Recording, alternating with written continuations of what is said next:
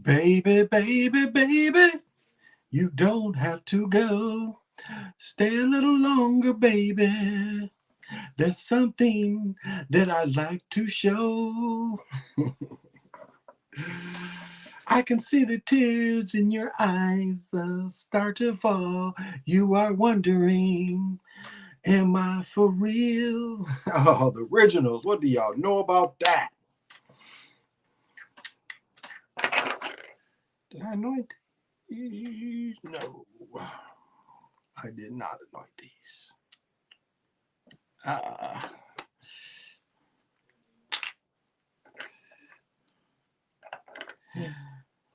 Got anointed all, baby. Anoint the virgin. Send that virgin energy out to ya. Yeah. All right.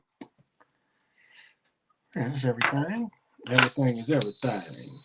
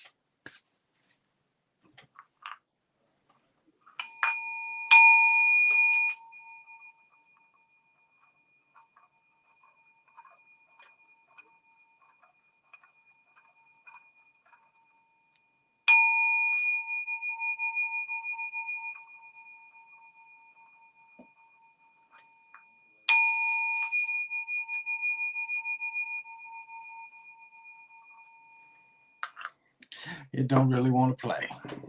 It's all right.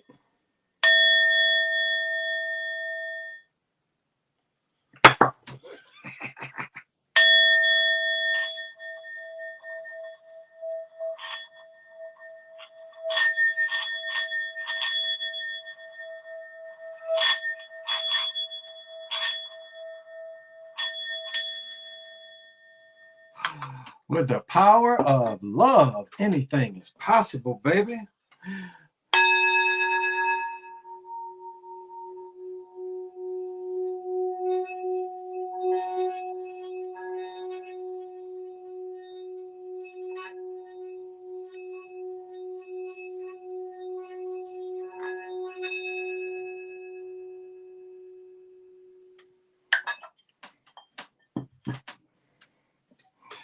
And the blue argonite energy out, baby. Because the bowl and the argonite kind of live together. So I give out the blue argonite.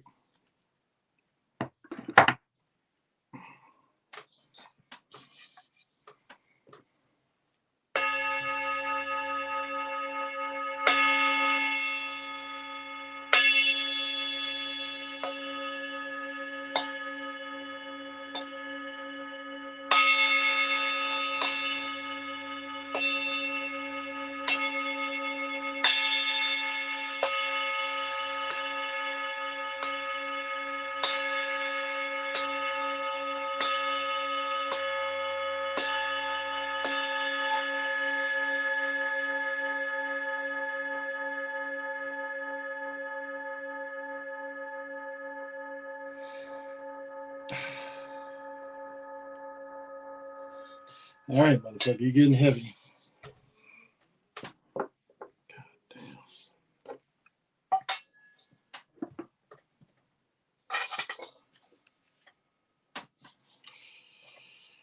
Hey, turning into an old man is quite, quite the quite the journey because we never really feel old. I think with men, your reactions get a little slower, and that makes you feel old. being foggy, being foggy makes you feel old. Oh, I guess I should start the show by introducing myself. I am Big Pontiac, and this is the Chocolate Mountain Show. Um, I am the holder of the infinite spiritual ball game that was created by the Hero Twins. And I am also that galactic daddy-o, wishing each and every one of you chocolate mountaineers on the galactic patio from Minnesota to the universe. And how many chocolate mountaineers tonight? Lobo, what is happening? Hey, Lorenzo, what's going on? Brother Ethan. Oh my goodness, y'all, what do y'all know about the originals? I mean, y'all check out the originals. The originals, these are 4 leads that come together and make this one beautiful, great song that is 50 years old. This song gotta be 50 years old. It's gotta be from the late 60s, early 70s. But you got 4 dudes that can sing. Well, maybe 5, maybe 4 though. No, I think 4-part harmony. I would put them 4 dudes up against anybody that sings true harmony as a group.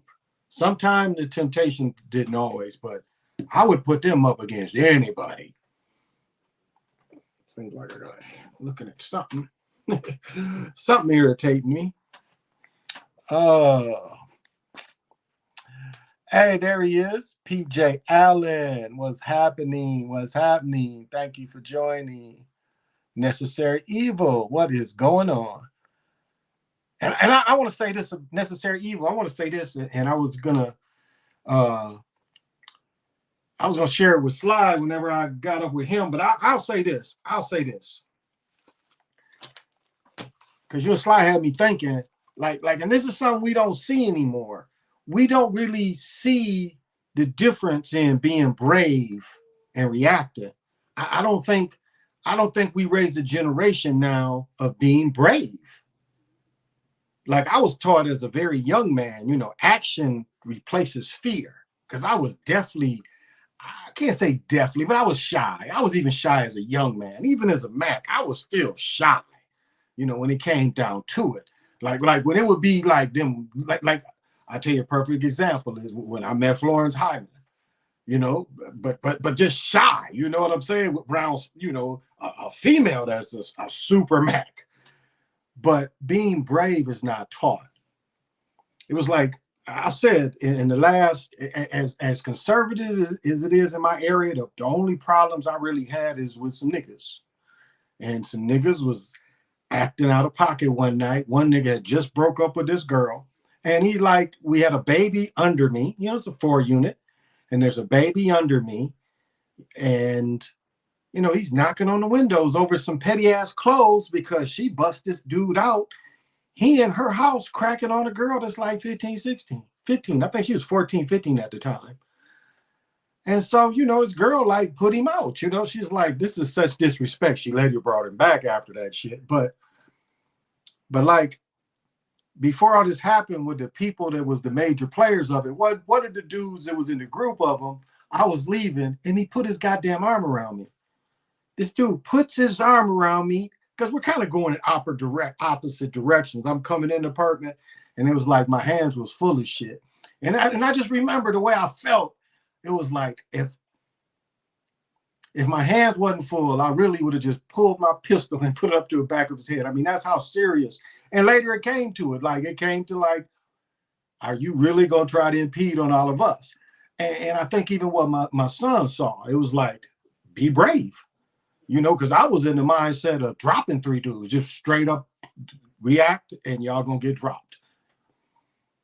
Now, you can say a little bit of ego playing in that, but it was like I was trying to show my son it is okay to be brave. Now, not foolish, but it's okay to be brave. And that's what y'all reminded me of. Just, that's something we don't teach nobody. Oh, you got some new chimes last month? Okay, that's cool. That's really cool. I need I know The Awakened one, she has some slightly bigger than mine, so I got to order some more. Plus, I found at the shop, the record, not really the recording shop, but the musical shop that sells all the mics and the stands. They had a couple drums too and some cymbals. So I wanna. Hey, B Brown, what's happening? Oh,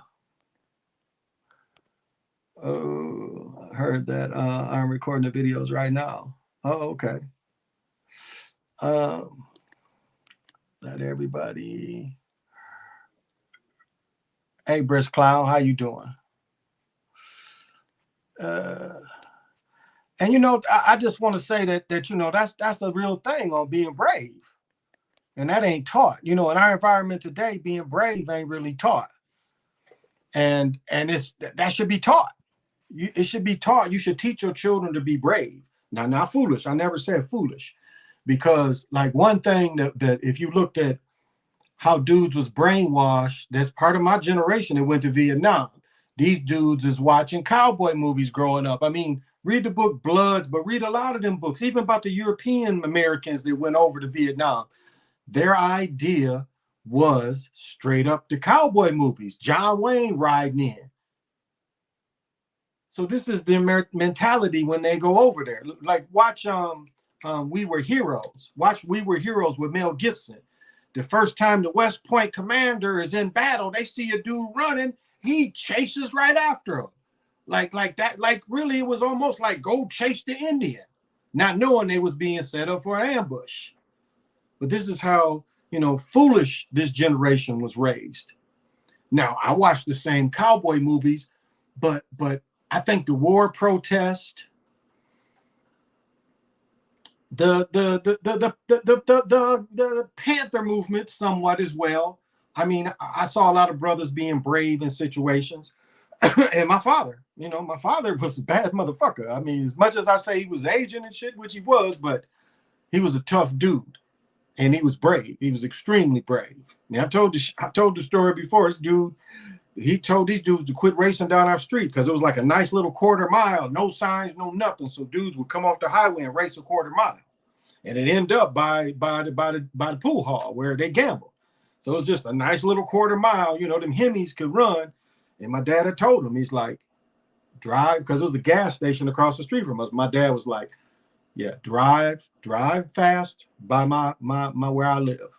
Because them children be going back and forth there. Y'all gonna hit one of these children one day. So I drive back and forth. Shit, we was outside. My dad heard them Hemis coming. He just went in his car. He grabbed that 44. And it was a 44. It wasn't no 6. It might have been like 4-inch. So, and the motherfuckers went by. He was like, boom, boom, boom, boom, boom, boom, boom. And fucked their cars up. And later they saw him when they was gambling. They ain't say shit to my pops. They saw him down there, and he still had that 44 on him. But he put them big old holes in them engines. Did you hear that the governor from Cali is trying to pass a bill to allow women to be able to kill their babies 7 days after birth? No, I did not hear that. I did not hear that. I heard about Californian reparations. Oh, I forgot to say it. Tonight is one of them bitter schnapp Munich style brown ale. So pop them if you got them, smoke them if you want them. My bong is in the room. So, but yeah, they're trying to stop what California and what was another state, or not California, but Texas. They're trying to stop that stuff. They are trying to stopping abortions. I mean, a lot of people have common sense to see and this is no knock to anybody that had to have one, because there are a lot of instances where they are necessary. I agree. But people just don't realize that 4 generations of people was killed in 50 years because of abortion. I mean, 4 generations of people, Americans, now not all melanated, but 4 generations of people. So these are 4. It's hard to even look at that number and understand how society is moving and how we were purged. I mean, we were really targeted and purged. A lot of people don't look at welfare as also kind of after a certain point, drove them again. What would they do with women that was on welfare? After 2 or 3 children, eventually they was asking to get their tubes tied. Government pay for it to tie your tubes so that you wouldn't have any more children. If you dig what I'm saying. So after a while, that came in. But that wasn't like that at first. In the 60s and the 70s, again, watch Claudine.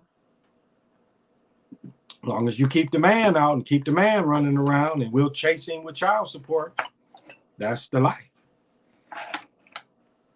And I don't think people look at how intrusive they were. It was like you couldn't have any outside gain at all. Remember the little TV, an iron? They want to cut your benefits because you hustled up and got a little color black and white TV. Or you done got some a hair curler, hot comb. Not even hot comb, but the hair thing. I mean, iron. They would have to hide all this shit because this shit was shown beyond their means, however they got it. And remember, Goodwill and all that shit still existed. That shit still existed.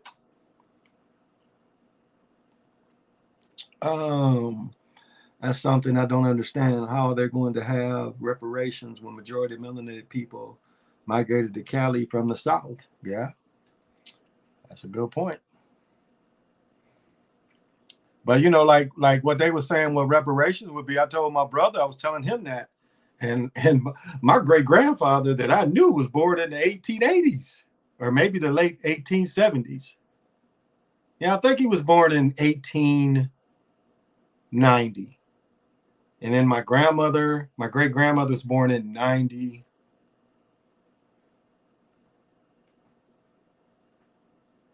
Yeah, somewhere I had to look it up. I got the information right under me.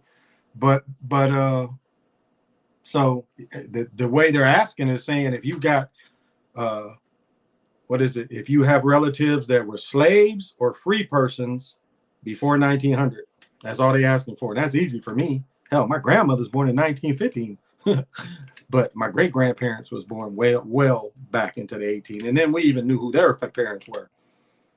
And then they tried to get, and I was surprised they put free people. They should be asking for that in states like Mississippi, Alabama, Georgia, and other states in the South. Yeah. And that's the fallacy of what we see when they talk about the war. You have Mississippi and Alabama had more melanated people, and then they try to tell you that the melanated people was all slaves. How that makes sense? And that's that bullshit you saw in Jajenko. That what does he say? It's like the elephant. You tie the elephant's leg up, and for the rest of his life, when his leg tied, it ain't gonna run. And it wouldn't have been like that. Again, we know it was nothing like that. You had the most brothers and sisters owning properties back then. Also, growing cotton, growing peanuts, growing tobacco on a wide spread in these two states. Again, I have pictures of my great-great-grandfather, Josh Macon.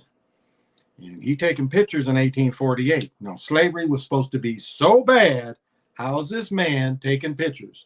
Now, he's about some pictures he's about my complexion, other pictures he's slightly darker. But his wife is totally darker. So you was telling me that slaves was taking pictures with their husbands.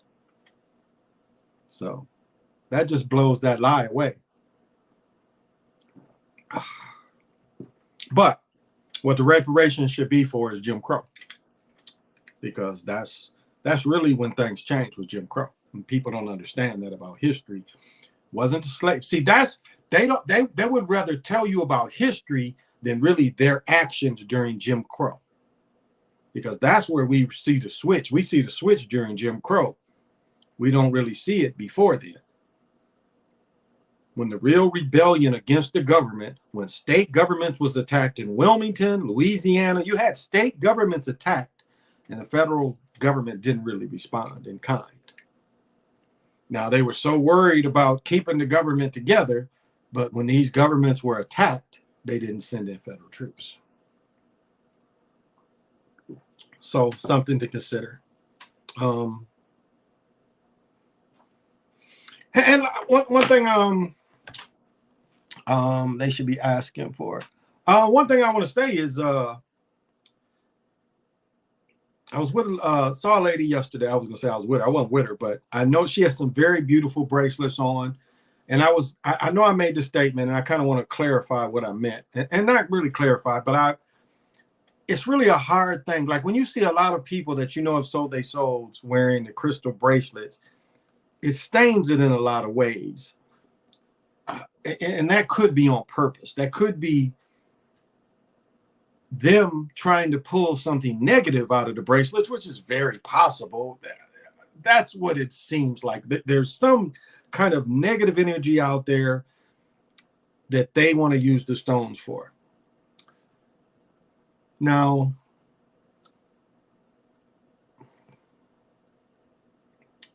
I guess it would be up to the individual. It was like a perfect example how I wanted to tie this in. It's like charms. You know, these are called charms. I don't know, people call them lockets. That's not really what they are. They're charms. And this is through history what this is called. When you wore something around your neck, it had significance.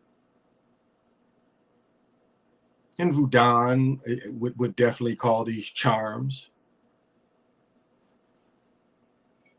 And so often you'll see a dude's name or a dude's number.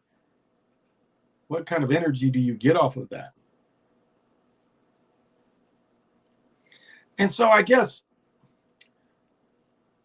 things that aren't evil can be used to amplify evil. I guess that's really the point I'm trying to get off. As just as we use this stuff to amplify positive energy, and it's not evil, it's wicked. Excuse me, I'll correct myself. It's not evil, it's wicked. Wicked can also try to draw off these things to amplify being wicked too. So, I think I have slave owners on my genealogy line. They were melanated in South Carolina. My sixth grandfather owned farmland, Mississippi, way of South Carolina. Okay. Hey, D, thank you for joining. I'll say this, we own thousands. Again, he had to give when my great grandmother was 15, 16 when she got married to my great grandfather. He was like 28, 29 when they got married. They had 7, 8 children together. Did he give her 100 acres to marry her? I could be. Seemed more like it was 1,000, but he gave up land, was part of, the dowry thrown in for him to marry her. He had to give up. We have the records. It was a Macon school, a school of Macon at one time that we had to give up the land for two of them to marry. And her father ended up building a school down there.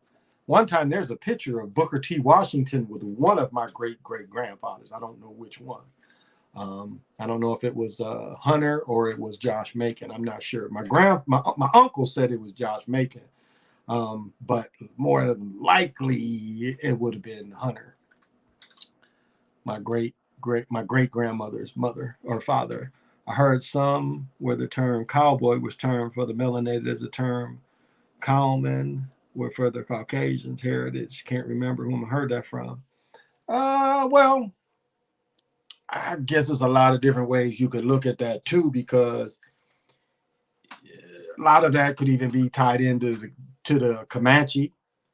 If you really looked at like the horsemanship and then even driving the cattle that the Spanish had originally brought, and especially the Longhorns, I believe that the Spanish even brought the Longhorns.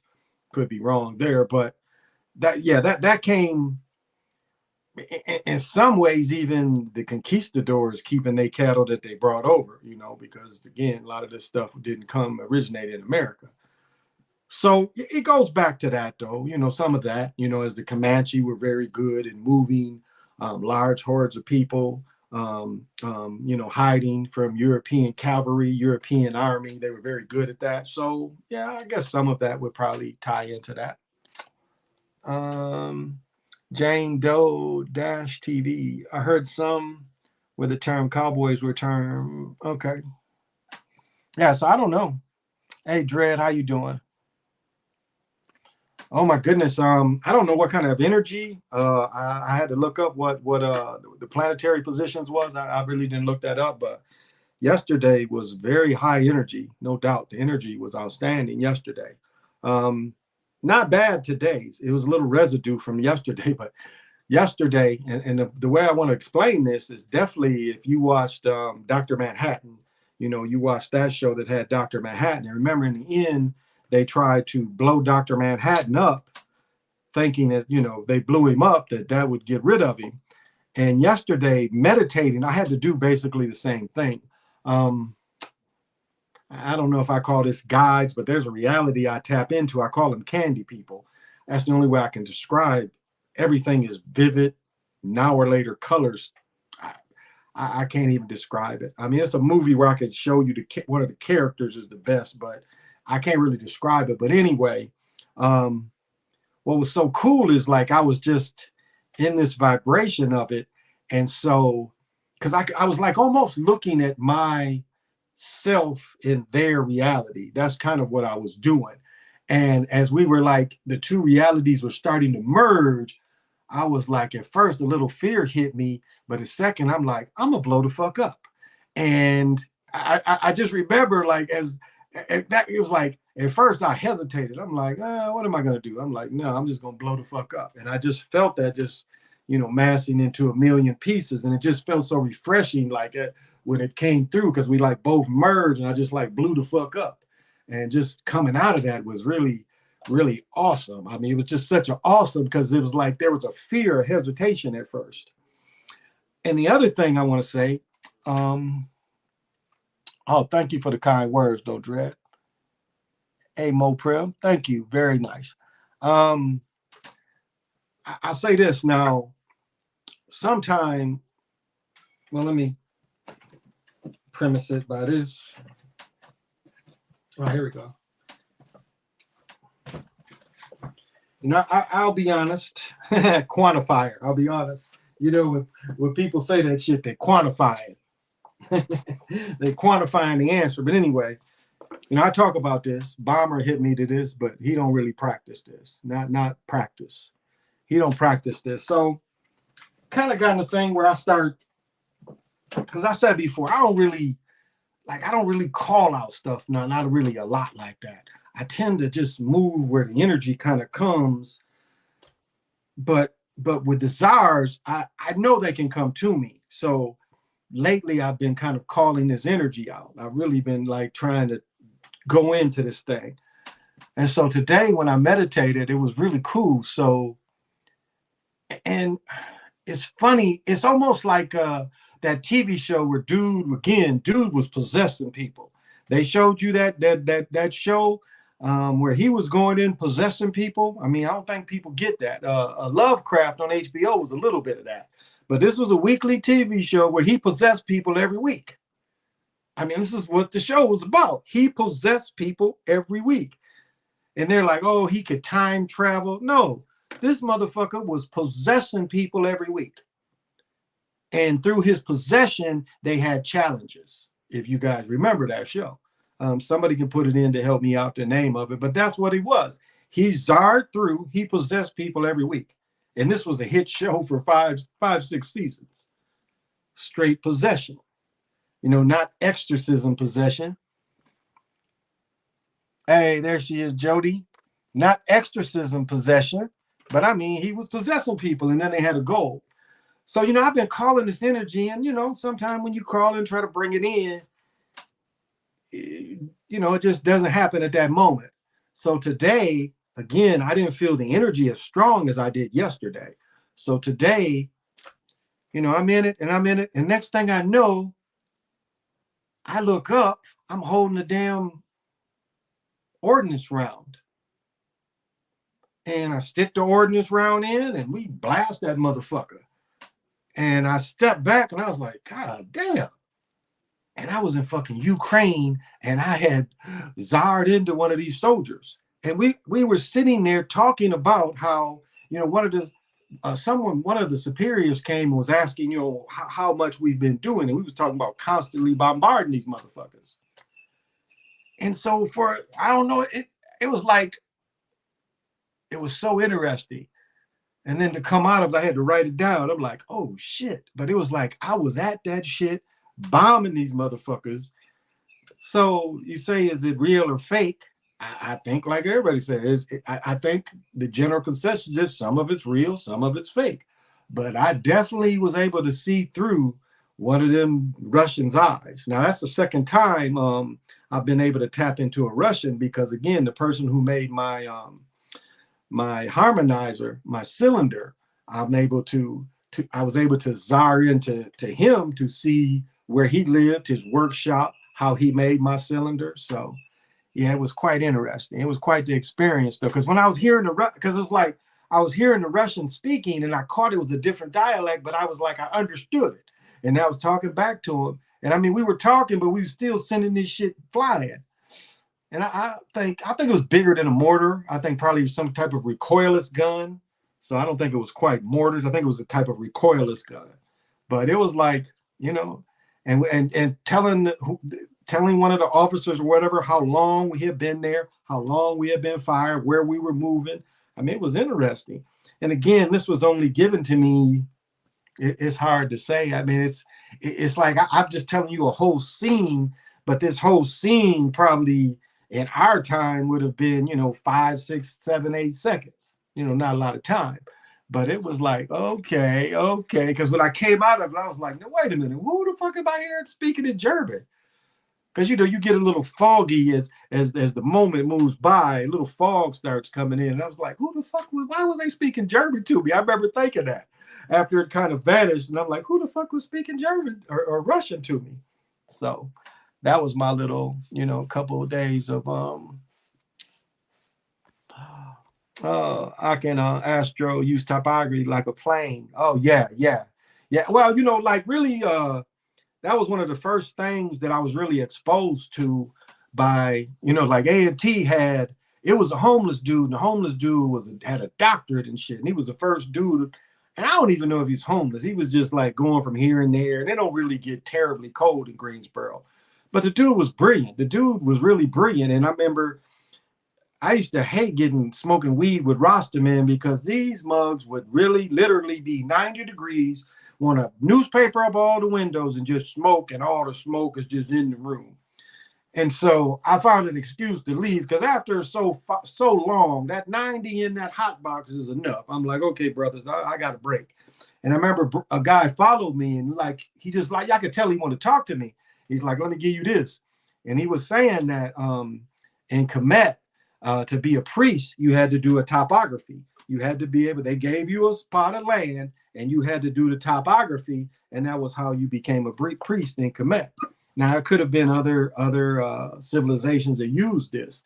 But yeah, that was my first time really like thinking about really leaving like that and looking down. I guess the practice that I teach on how to, really leave your body and use that topography, because I find that one of the easiest ways to really give reference instead of just, directly pushing into pure astro.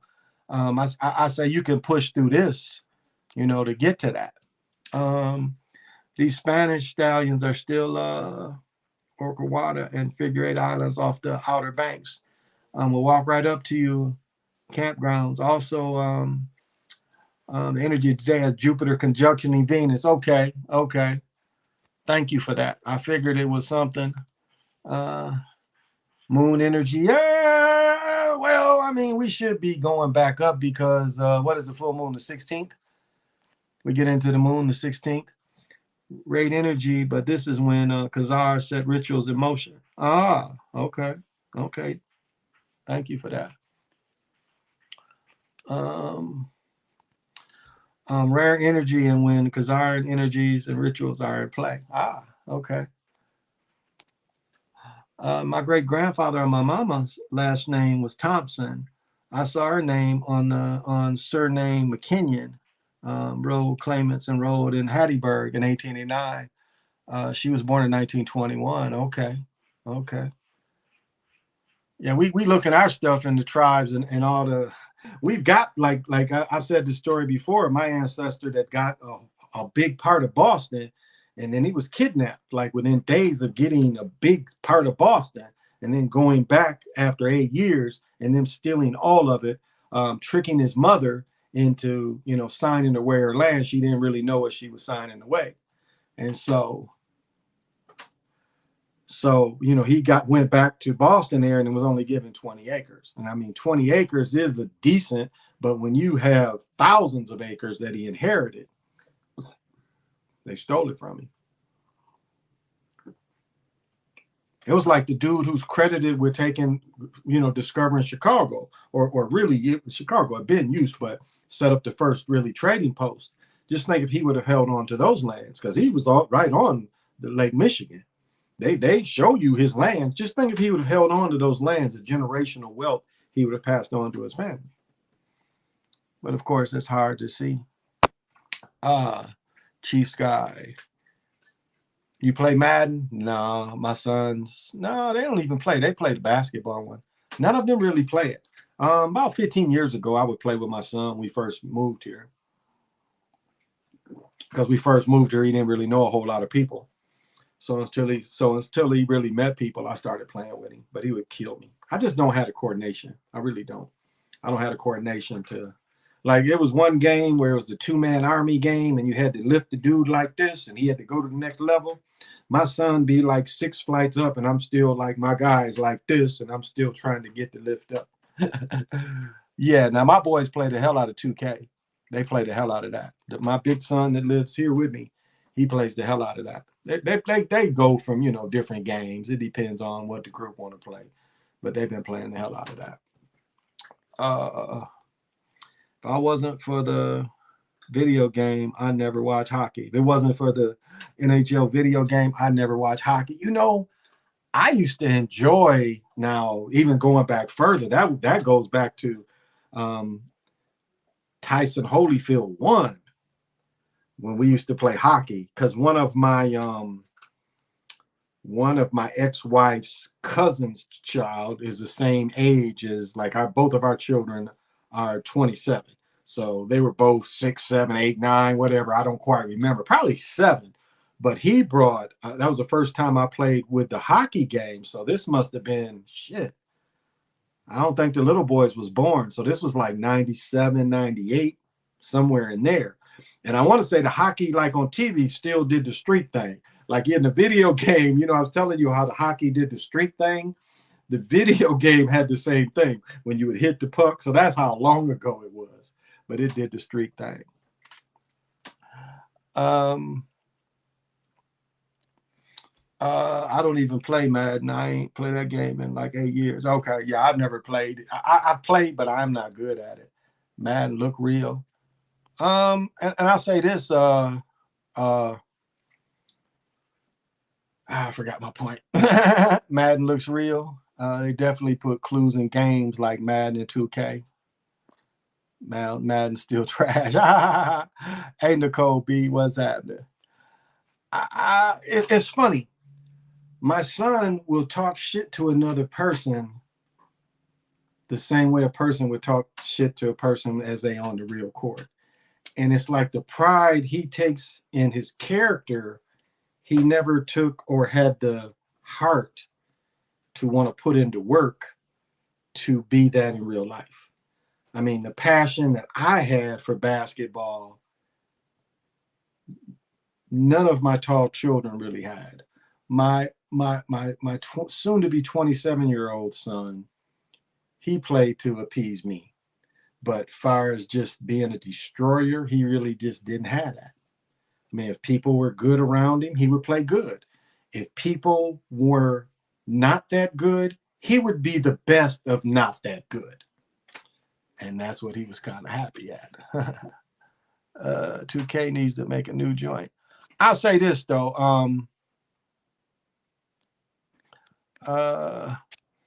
In Madden, they straight up say it's scripted and talk about the magnetic gloves. Oh, okay. I didn't know that. Thank you for sharing that. Wow.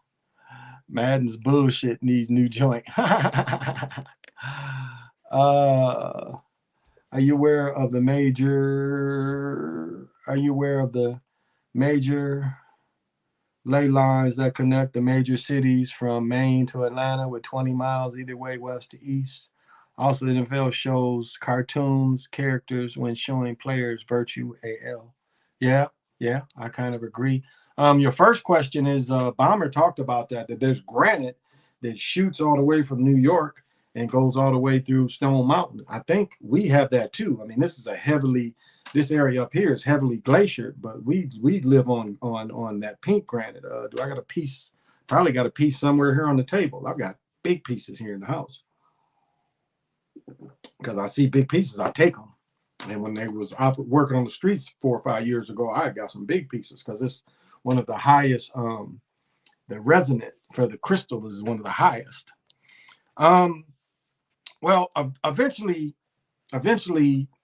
what people don't understand is, like when I talk about, if you look at how they want foreign players to replace American players, well, eventually, just like they show on the Jetsons, it is they want to get rid of the players.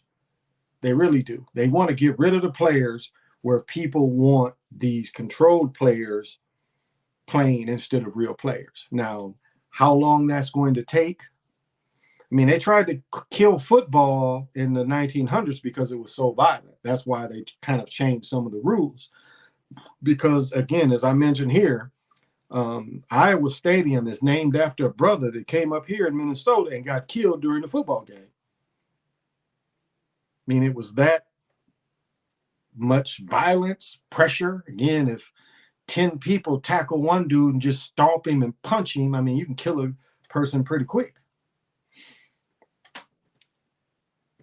So what I imagine is going to happen when I brought that up is it's going to be a rash of injuries, and they're just going to say, the head injuries as well, and they're going to say it's too violent, and they're going to slowly phase it out. I mean, some instances you almost see this because Eden Prairie is like one of the bigger areas around here, very affluent. That's where Greg Jennings still lives there, and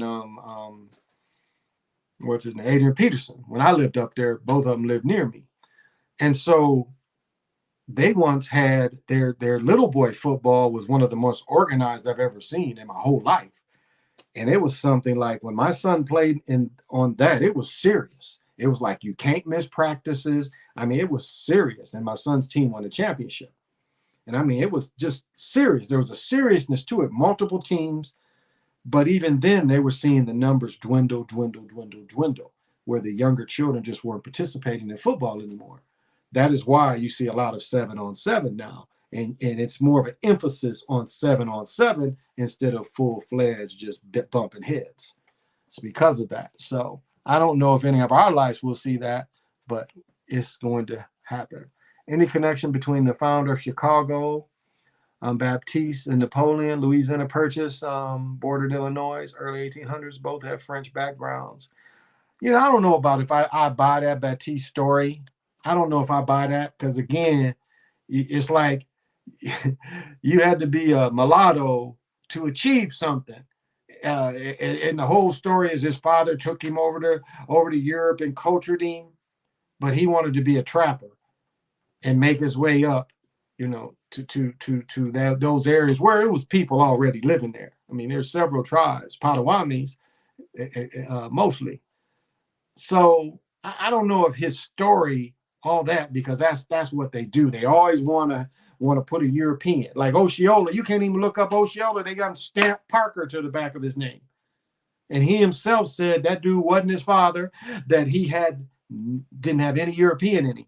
But you got a bunch of Masons, that's Parkers, that claim that he's their relative. Now, he did have a European, Irish, I think, wife, and I think that's where the Parker line's from. But he never claimed that. This was all claimed after him. And that's what they like to do. But look up Osceola and you see if they don't put that Parker behind his name. Is the greatest football sim of all time. Okay. 2K is the greatest. Okay. Mine's the GOAT. Hey, Chiefs. More from 75. It's stuff in 2K that hasn't even hasn't been touched in a hella aspect. It's crazy. Okay. Chamberlain about Michael Jordan. They changed the game to make him better. They changed the game to hinder my greatness. Yeah, absolutely. Absolutely. They did. Widen the lanes. I mean, when Will Chamberlain was in high school, you could still goaltend. I think you could goaltend up to his last year, which would have been his sophomore year. Because Wilt left after his sophomore year. I think he only really played 1 year in college, maybe 2 at the most. But he didn't stay all 4. And I don't think when he was in college, freshmen could play varsity. I don't think I know. I'd have to relook and look that information up again. But when they lost to North Carolina State, he changed. But yeah, absolutely. Again, like you can't go through the free throw line. I mentioned this a couple of weeks ago. Chamberlain was just in practice, and he just like took a giant step and punched it from the free throw line because there was no rules against it. I mean, you had to stand behind the free throw line to shoot it, but nothing said if you could just jump and punch it. There was no rule, and it wasn't even a ref. A newspaper dude told this to the rules committee. He was like, that Chamberlain kid was down, that Chamberlain young man was down there and jumped from the, and so they put a thing in that you couldn't cross over it, or you couldn't cross over until the ball hit the basket. But Chamberlain was that good. Well, David Thompson said it's like, it's funny, he was watching the thing of him, and I was talking to one of my buddies that is legitimately 6'5". And I'm like, how tall was David Thompson to you? Like, man, they said David Thompson 6'4", and he's like, man, David Thompson like 6'2". So he had a 44-inch vertical at 6'2". 6'2" and a half at the tallest. Because I stood next to him, and I'm looking at him like eye to eye. As much technology there is in the video games. Madden continues to crappy, pasty. They use the fact that they are the ones to make it left game to advantage to produce the bullshit. Okay. That's interesting. Back when I would never say because I still Madden at that time. Okay. They need to put back Madden when you get hit, get your helmet fly off. Chiefs guy talking about his stick. Used to be funny. Overrated. 2K's overrated. I play both 2K and live. They need to get live together too. Okay. Y'all saying now because the game became so repetitive, but 10 years, I guarantee y'all won't be saying that. Well, they're gonna have to change it, no doubt about that. 2K is not trash. NBA Jam is better. 2K makes that now too. Renamed it. Okay. I didn't know. All right. NBA Live was my shit. They really need to get that game together. And they got the college game back up. I saw. Remember Double Dribble? But 10 years ago. But that's where they want to move the video games. I mean, it's obvious. And I don't wear the shirt very often, but isn't this some shit? Isn't this how they give you the Marduk eye and shit? They give you the one eye symbolism and the mouse. And I like it because the mouse heads is, down the arms. That's kind of nice. But do you notice the one eye symbolism? Mickey Mouse ain't about positive magic. Say that. It ain't positive magic. So that's why the Disney stuff and the Disney Plus, and I know Jody did some work on showing how they can put incrementals. I think the incremental, the subliminal messages, most people probably saw it for the first time in Fight Club. Fight Club was kind of showing you that. How you see the cigarette burn to show it's time to move the tapes. I think most people got that. But then people were showing how, but any show can do that to you, where they just subliminal, like commercials. They used to do that in commercials and they made it illegal. like they used to do the shit in movies. You know, they would do a second of popcorn and soda. Like they would do that, flashing. They was like, you got to stop doing that because it was influencing people go get popcorn and soda. So, hey, Smooth, what's happening? All eye symbolism, like Taco Bell has one eye symbolism in its symbol. Well, and it's funny, like I talk about Christine, Christine sells crystals and stuff, but she puts the pyramid in her stuff. I know another new entrepreneur, her symbol is pyramid, and I don't think they really understand, what they're tapping into. Because Christine is sweet. She's a very positive, but I don't think she understood. I think she looks at what's popular, but don't really understand what's behind it. But you know how the mouse gets down. How to win the lottery. 6-star. I don't know. Are you trolling? I don't know. I mean, it takes a hell of a lot of magic. Was a bad boy. Yeah, Hakeem was nice. He was. He had great footwork. Great coach. Minimum speed needed to capture video while still maintaining realistic motion. Even if the film is shot at a higher frame rate, it's often produced and displayed at 24 frames per second. Wow. Thank you for sharing that. And so we are influenced in ways we don't really realize. And so that's something that you have to consider on what you watch, what your children watch. I mean, talking to a friend today, this generation is tied to tablets. Like I say, my son spent probably playing video games, watching movies. I mean, for 24 hours a day, he probably 17, 18 hours on it. And then, as I've said before, him and his brother are both kind of special needs in some ways, even though they're adults. I mean, they still need some help. But it's like he really can't stand just talking to me if we in the car. We in the car, he just like this. Now, he just got off watching the big screen. You see what I'm saying? He just got off watching his own TV, his own video game or movie. And then we in the car, and he can't put it down. Can't put it down. And he doesn't really, his interpersonals is it's kind of tough for him too to have interpersonal relationships. So you think you still got amnesty? Shaq still got amnesty to Barkley? I doubt it. They got to work together. Probably they got to work together. I think Barkley's a Mason too, and we know Shaq's a Mason. Where was I? Next should be 23.76 frames per second. However, Netflix also offers tests for 59. Wow, I didn't know that. My friend's niece knows how to navigate through Netflix on an iPad, and she's not even 1 year old. Oh, of course. I mean, how many often do you see people, Binkies? I mean, y'all generation, y'all probably know what Binkies was. Pacifiers was called Binkies, but the phones has become pacifiers.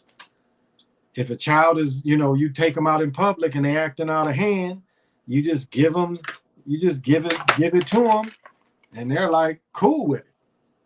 It's like this little child, and now if you take it from them, they'll throw a fit. From just taking it from them, they'll throw a freaking fit. So it's the new pacifier.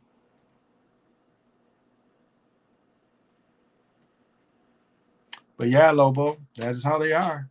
Just want to look up Osceola. Says his name Billy Powell at birth. Yeah.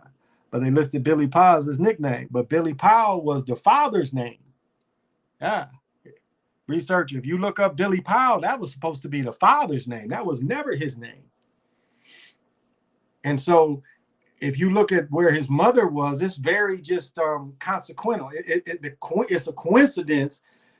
They can't really connect him, but they put that name on him to take that power. Just like Tecumseh, who do we know? A Civil War joke, Tecumseh Sherman. They want that power. Loves the anime shit. I told her the first time I catch some devil shit up there, the screen is over. Yeah, that's why I really struggle with Disney. I really do. Brisk Clown, I see you live. Praise the NBA live with Carmel Anthony on the cover. They all got along in the NBA. Just stories and narratives. Like many times we're gonna hear Mike and Isaiah not getting along with Isaiah coaches Mike's last All-Star game. I heard Shaq had a personal cereal box. Had a personal cereal box. Okay, maybe. Yeah, it's like I said about with my first wife. We went to see wrestling, and she was telling me how real it was. And then we go back when Ponderosas was still available, and they're the same people that act like they hated each other when we was in the Greenboro Coliseum. Now is drinking beers and laughing at Ponderosa. And I looked at her, I said, "You still think they hate each other?" She's like, "Wow, they are good actors." That was her first time really seeing it like that. And her brother, he was younger than me. He would just want to fight. Like, you quit talking about it real. Like, don't get your little ass whooped up in here, but the shit ain't real. I ain't going to listen to this. It is real. I'm like, don't get your little ass whooped up in here. I heard Shaq. But yeah. So, yeah, it's not saying that like when Rudy Tomjanovich got hit by Kermit, no. Yeah, maybe Washington. Yeah, he went to American University. He broke his face. I mean, that's you see Tomjanovich's face. He literally broke his face with a punch. Jabbar hitting Ken Benson. It might be Kermit Washington. Yeah, because his name might come up in that Lakers show. Oh yeah, PJ, I'm up on the third episode on the Lakers show. I heard the Rock's the best wrestler ever. He could be. Cough got Will Smith. And I ain't did shit about that. I ain't talked about that shit. I don't really care. You got these actors acting. So what? So what? Fuck them. I don't know them. And the little I don't know of them, I don't really care for them. So that's why I ain't make no show. I ain't try to break that shit down. I mean, what's the breakdown? It's entertainment. You can't be surprised. I mean, yeah, it was, as I said before, it was good for manhood, but on the other hand, the same black on black, we hate each other. So that's why I didn't even say nothing about it. Whoops. Just realized Norm Nixon's son is the Lakers. Yeah. Somebody hit me with that. Somebody hit me with that in my comments. Yep. Somebody hit me with that in my comments that was his son. And so that would be Debbie Allen's son too, probably. I think that's Norm Nixon and Debbie Allen's son. Because Stone Cold and The Rock was put together by Stone Cold suggesting that they be enemies. He told Rock they're going to make a lot of money. Yeah.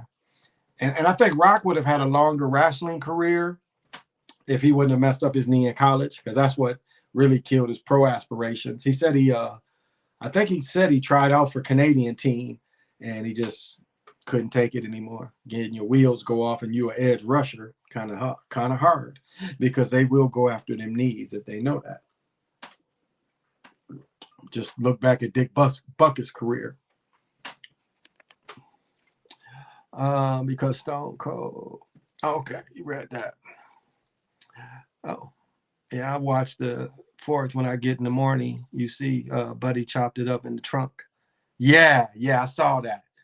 But I mean, really, the Mafia loved Tarkanian that much? At that point, Tarkanian hadn't even, I don't even know if he, because it was like what brought me to them understanding UNLV was a brother named Tony Smith out of Saginaw that had made it. So that's why we started watching UNLV games. And Tony Smith played with, he ended up going to the Bulls before Reggie Theus. He played with Reggie Theus. And so that's how we knew about him, or that's how I knew about Tarkanian, was watching when they made the tournament, watching Tony Smith, who I watched played up in Saginaw. So, yep. They say it's fake. It's scripted. Literally, yeah. I mean, it's scripted for that. There was something under there that didn't kill him. Yeah, look in the comments. Yeah. But yeah, Chiefs, it's scripted. It's scripted for that. Rock, one of my favorite, but I say he's the best. I wouldn't say that he's the best. Okay. And I guess this was a hot area down here because Ric Flair's from this area. There's a couple more. One of the Iron Sheiks, I told you before, one of my neighbors, one of the Iron Sheiks was her dad. I met him a couple of times, but this area was pretty big in local wrestling at one time. As I said, Ric Flair is from this area, Rodney Piper maybe even from this area. But when, it was like in Minnesota we had, or in Michigan we had Bubba Brazil, trying to think of a couple other ones. But I knew Bubba, so that was like, Bubba was from Benton Harbor, so, but it was like areas. So it wasn't the same wrestlers all around the country. Joe Louis used to be a wrestling referee. Goldberg's better. I know Sly, he followed wrestling. I started watching when Augment, Johnson, Hunt, and Anthony was balling. Had me wanting to play out there. But yeah, is the mayor in Knoxville. Kane is the mayor in Knoxville. Oh, interesting. But yeah. I mean, of course, we started watching when they was there. But what caught my eye again went back with Reggie Theus and Tony Smith, because Tony Smith, was the guy that came out of Michigan. That was a high school All-American, I believe, out of Michigan or out of Saginaw. I know he was out of Saginaw, but that's what caught my eye to Darkanian. So the Mafia, at that point he hadn't even won. So, when the Showtime Lakers, again, them cats younger than me. Magic and them is older than me. I was a senior high school when Magic was in his last year at Michigan State. So, and as I said before, when Magic played, when they played Dr. J in the finals and the playoff games, it was tape delay. There was no live showing of the games. The ratings were so bad, and, they called it the Nigger League, the Nigger Cocaine League, of course. They're going to give it when all the brothers took over, they wanted to put all that, the brothers is just on cocaine because they got all this money. They put that kind of thing on the league. So the television people was like, fuck this. We're not even going to show the basketball games. And so when I watched Magic beat Dr. J, Kareem supposedly hurt. So Magic plays his same position. It's a myth that said he played all 5 positions. He jumped, and he really didn't even have to center jump because they had Jim Jones still. So that was a gimmick to have him center jump. He didn't really play all 5 positions. He played his position. He always played a 4 or a 3 on defense because he had the size. Yeah, Magic 6'9". So,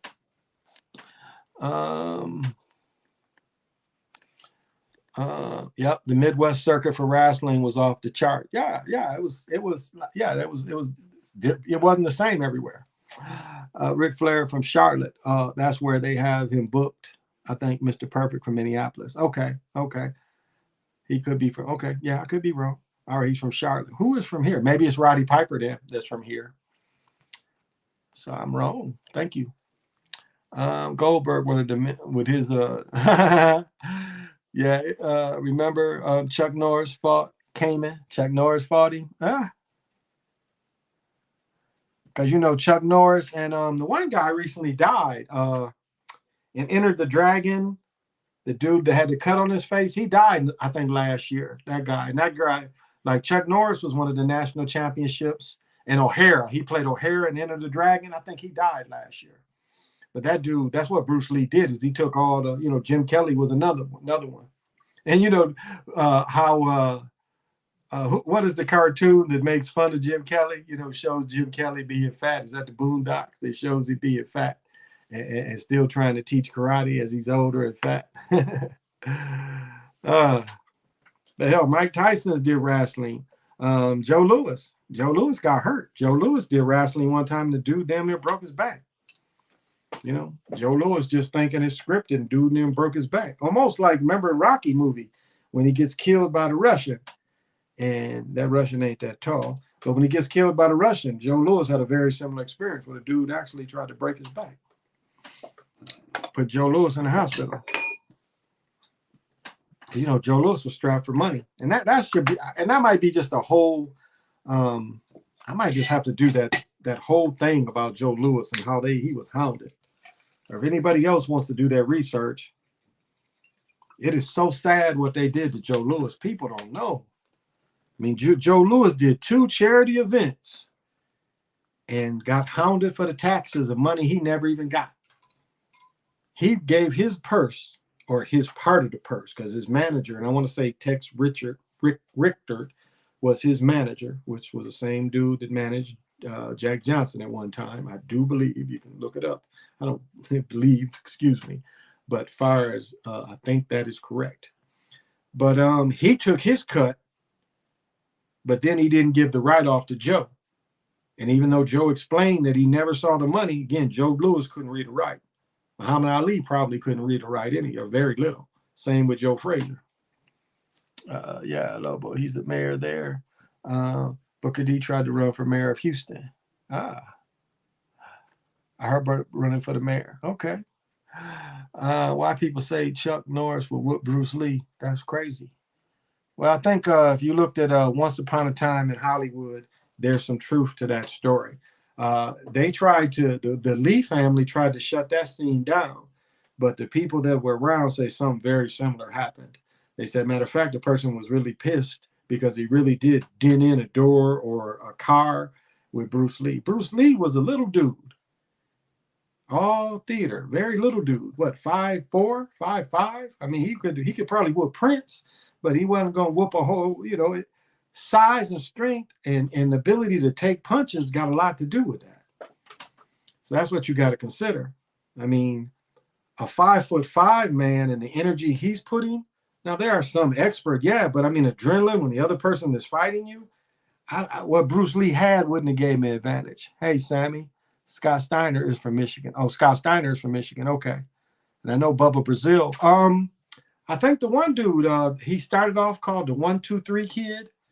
Isn't that the guy that has the show? Him and his wife have the show. Isn't that the 1-2-3 Kid? Because I remember before I moved out of Michigan, probably in 2004, it was a guy called the 1-2-3 Kid, and he was from Michigan. But isn't he the dude that got the TV show now that's on Turner or one of them? Maybe I'm wrong. Because he's not on the regular. He's on the other TBS. He's not on the main one, WW. He's on the other one. But I thought that was the one. He was once called the one because he would come out the audience and he would pin people. And so they started calling him the 1-2-3 Kid. I don't remember his name. I know Todd Boyens was going to get an NFL coaching job. It just happened to be for the Buccaneers. Yeah, I saw that coming. I wasn't surprised because he was like, again, you have offensive coordinators, but a lot of people give him the name defensive head coach, assistant, not really assistant head coach, but defensive head coach. So a lot of them, that title already be there. So yeah, I wasn't surprised by that. When he brought him in, I was like, oh, that's a pretty good move. Because again, the head coach, he was an offensive coach.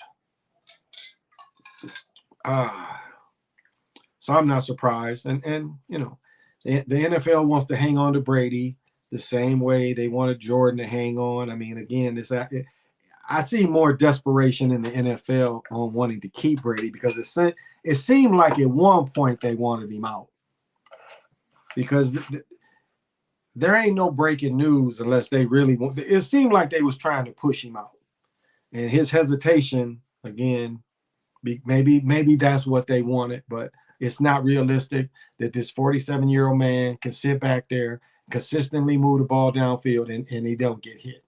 And then you got Baker Mayfield running for his life. You got other quarterbacks. You got Russell Wilson running for his life. But this 47-year-old man, his line is so great that he ain't got to run for his life. He can just stand there stiffly. It's not realistic anymore. 1-2-3 was X-Pac. Also Sean. Okay, that was his real name. Okay, X-Pac. Okay, thank you. I didn't remember his name. Okay, thank you. I always thought so thank you for that, Lorenzo. ESPN was quick to try to say Tom Brady had nothing to do with it. I think Brady wanted Arians gone. He could have been. Arians might have been one to push him out. I remember X-Pac, D-Generation, X-Finest. The scripted GOAT. Yes, absolutely, the scripted GOAT. Absolutely. So X-Pac, okay, that was the name. Because, I didn't watch this shit all the time.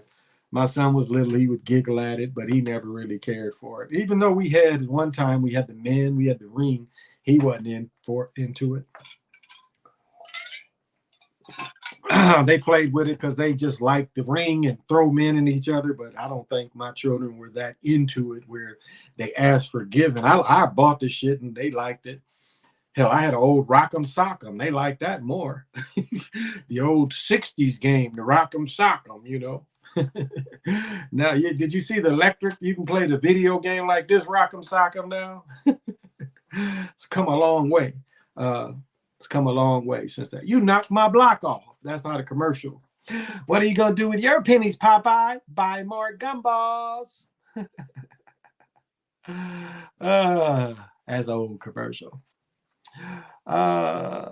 One dude named Wrestling that was putting curses on people. Oh, I don't know. Boogeyman. Boogeyman, Xbox rules. Boogeyman, was that his name? You know, it'd be some people that they put in there to have little enchantments, but and that's what people don't understand. Again, I'm the only person that talks about the spiritual side of sports being really almost a total spiritual system. Again, if you study deep enough, you see that the ball field creation, the ball field goes in with creation. It is looked at as something that's part of creation. And so we've taken something that's part of creation and totally corrupted and scripted. Don't even want real, the real thing anymore. And Wilt Chamberlain was so strong that he lifted him with one hand. Yeah, Wilt was probably one of the greatest specimens of men that we've ever seen. Hulk Hogan overrated.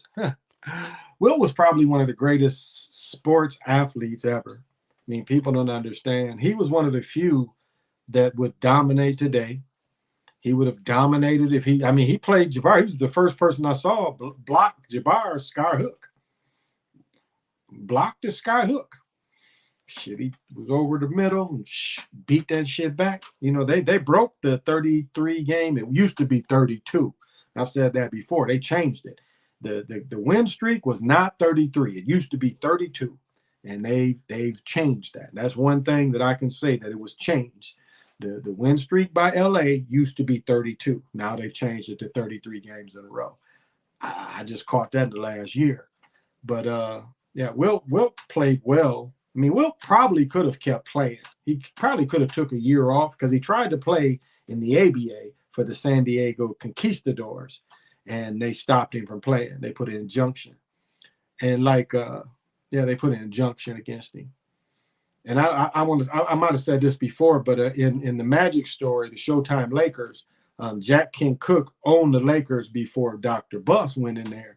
But at one time, Jack Kent Cooke owned the Washington Redskins. And let me get the Rosenblums. The Rosenblums own. So let me get this right. So Jack Kent Cooke owned the Redskins. He bought it from racist ass Marshall. And then the Rosenblums owned the Rams. Or maybe I'm wrong on the family because I think the Rosenblums. Yeah. Well, maybe they came in later. But the two switched. And so that's what. So at one time, Jack Kent Cooke owned the Lakers and he owned the Rams too. I think when he got divorced, he had to sell the Rams. But at one time, he owned the Lakers and the Rams. And Jack Kent Cooke is the one in 1971 when Ali and Frazier fought the first fight. He's the one that put the money up. I don't know if you caught the HBO thing on that, and this is from a long time ago. But he's the one that put the fight together.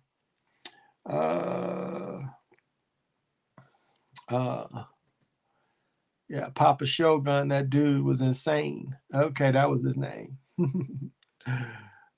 That was his name. Okay. And so I think I've watched 3 episodes now. And I wanted to send Jody a clip of the sex scene, but it took me forever to just try to isolate that scene. It's so quick. Because the way they do it is they cut a panel like he's talking to his parents and they flash back to the sex ritual that he did. And I broke it down a little bit, but yeah, they're just trying to show him as a oversexed, out of control. I mean, that's really what they want to pin him as at. But you got to look at, they're not going to show Jeannie Buss being a sex kitten, even though Jeannie Buss in her 30s or older was in Playboy. She wasn't young when she was in Playboy. When the Lakers was winning all that shit, she posed for Playboy, so she was older chick. Lakers winning streak going 32 to 33 was that example of a. I don't really know. I don't really know. And I mean, this is the Lakers. My first favorite team was really the Lakers because of Wilt. When Wilt went from San Francisco, went to the Lakers, that became my favorite team, my favorite player. And I didn't really know that he had went. It's like if you guys remember, let me see what's near. Is this near? Like when the basketball cards, there was a group of basketball cards that was this wide, but they were about this long. So if I put these two together, it were basketball cards that came out about like that. It was probably 70 or 71. I want to say probably 70 season. And I had got a Wilt card, and the Lakers was my favorite team.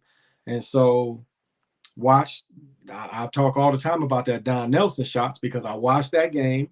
And then I watched the next season game where Jerry West shot that half-court shot. Yeah.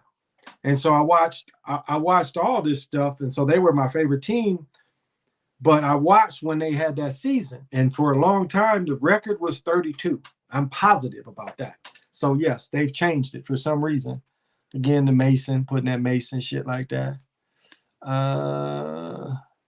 And so yeah, Lorenzo, it could be very well.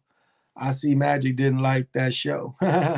Oh yeah, I was surprised he didn't produce it. But yeah, him and Jerry West, they really dog Jerry West.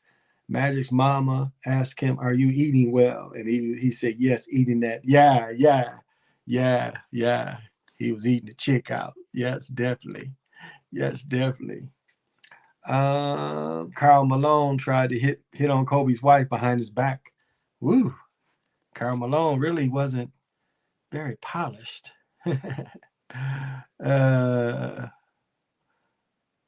Wow. Karl Malone was never really he was a handsome country dude. I admire Barkley. At least he got rid of that Southern twang he had, but because I think Avery Johnson sounds ridiculous. And I'm not trying to say everybody should speak like Europeans, but if you look at news, like wherever you live, if you have a Southern accent or not, look at your news. Your news people do not talk with a Southern twang. They go up to school. That's why Northwestern, they go to the Midwest to learn how to speak proper English. Watch the news. Everybody on the news speaks like they speak in the Midwest. There ain't no East Coast accent. There's not a Southern accent. They talk like people talk like I talk. And I slang some of my words because I did live in the South for 7 years. But they talk the way people from the Midwest talk. That's just a fact. They are learned, and Barkley has done that. You listen to Barkley. Barkley grew up in Alabama. And that's why Avery Johnson, why didn't you go to school to learn how to talk? I didn't know that Jerry West did Norm Nixon dirty like that to get rid of him. Yeah, it was that went into a lot of Magic didn't like him, Westhead. Magic got rid of Westhead too. Remember, their coach got hit. I don't know. I'm interested to see how they show that, to show how that coach gets in the biking accident and Westhead takes over. But Magic said he was about to quit. Magic walked out of practice one day. He told Dr. Buss, he was like, either trade me or get rid of the coach. And he got rid of Norm Nixon and the coach. Barkley a bully. Barkley ain't that tall either, but you had to love Barkley. Barkley was, again, he didn't have the Adrian Dantley, the little short mid-range. He was like straight up take everybody to the basket. And he put the strength of basketball back in, which is a lot of like Truck Robertson, Adrian Dantley. Adrian Dantley did it more with fakes. Barkley, his body was so big where he could get the separation just by, putting that shoulder in him, putting his butt in him, and then falling away or going up strong. And again, he was good, both hands. So again, you can hold off with this hand and then shoot it high off that hand or poke it on somebody. So Barkley put the strength in the game.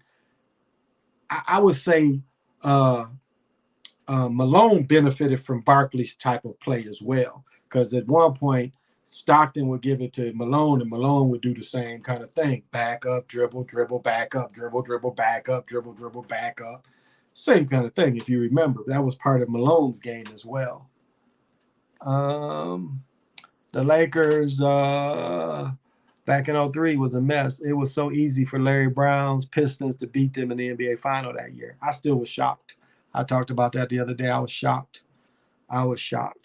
Who gave Barkley a black eye? I don't remember that. A bunch of people beat his ass, though. He wasn't that tough. He wasn't tough. He was beating up customers. You notice he wasn't beating up players. Barkley went in the league where the fighting wasn't cut off completely. As I mentioned when I was talking earlier, Rudy Tomjanovich, because people don't realize in the 70s, fighting was almost a part of basketball, just like hockey. I mean, it's very common to watch people play basketball and get in a fight. I mean, very common. It was almost like expected. And then they cut that out. Again, what Jabbar did to Ken Benson and broke his hand. I mean, he knocked Ken Benson the fuck out. Look that shit up. He smacked him right here. But what Kermit Washington, I think it's Kermit Washington. I get the two Washingtons mixed up. But I think they both had the same name because the one who hurt Gale Sayers, that his whole family was murdered, that I think they had the same name. But the one I'm talking about, the basketball player that played at the Lakers, that went to American University. Watch that punch he did on Rudy Tomjanovich. I mean, wicked punch. One of the most wicked punches ever. And the guy was within, arm's length of him. Barkley still love them, big old women from San Antonio. Malone from 20 is money. Kermit Washington. Okay, yeah. Thanks, Chris. Yeah, Kermit. So there's two Kermits. 24-hour stream. Nah, fighting in hockey looks funny. They was fighting tonight. Hate that the Wild lost to the Bruins, and the Bruins is like in first or second place. Wild is gonna be in the playoffs. Fighting in hockey looks funny. They dropped the gloves, and it's like they drop the gloves and just go at it. I made a hockey video of them fighting, but it was no fight tonight. But I watched the fight Monday. Monday was a pretty good fight. One of the dudes just got traded to. Did he get traded to the Wild? Yeah, I think one of the dudes got traded to the Wild. He got to fight the first game, so he must be a goon, because that's what the person that's fight are the goons. They're called the goons. That's a position. It's like normally it's the same people fight every time.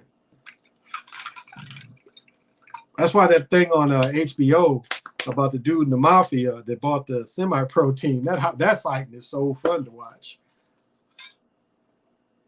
Up in New Jersey, because they played they played the Kalamazoo Wings, and that's the jersey. I got to get that jersey. Those Kalamazoo Wings are sweeter than the Red Wings jersey to me. I always liked the Red Wings jersey, I thought, but the Kalamazoo Wings with the K with the wheel, I thought was a little sweeter. So Penguins and Bruins got similar uniforms, black and gold. They sure do. Yeah, the Penguins, yeah, that's what I said. Yeah, Rudy got hit so hard it ended his career. Yeah. He had like 30 some surgeries on his face. Yeah, definitely. I mean, this was a guy that was All-American in Michigan. Now, I don't know if he's from Michigan, but he went to Michigan. He was All-American. And so, it took out his career. But I watched that game. They went into overtime. They beat him in overtime. Shouldn't have lost that game.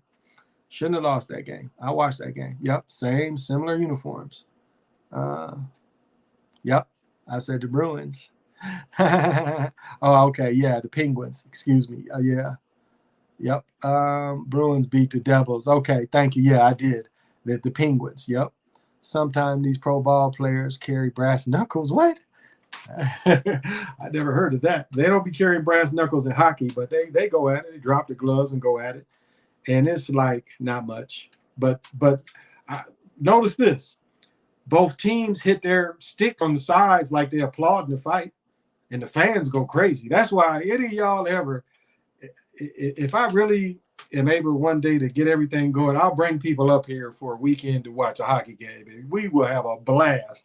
I mean, live hockey up here is just so fun. I mean, the fans they just love the Wild. It is just, I don't know, the energy is nothing like it. There's nothing like being at a live hockey game compared to the basketball game is the most, Football, a lot of the fans go crazy, but basketball, not so much. It's kind of not really crazy fans, but hockey, yeah. And then wild games, long as you wear wild, you are good. Uh, so it's fun. How long have I been going? Oh, okay. And I'm sorry last night, I show my humanism. I'm always grunting and sniffing, but last night it was really pretty severe for me. So some I heard Minnesota loves hockey and they sell out high school hockey games. Yeah.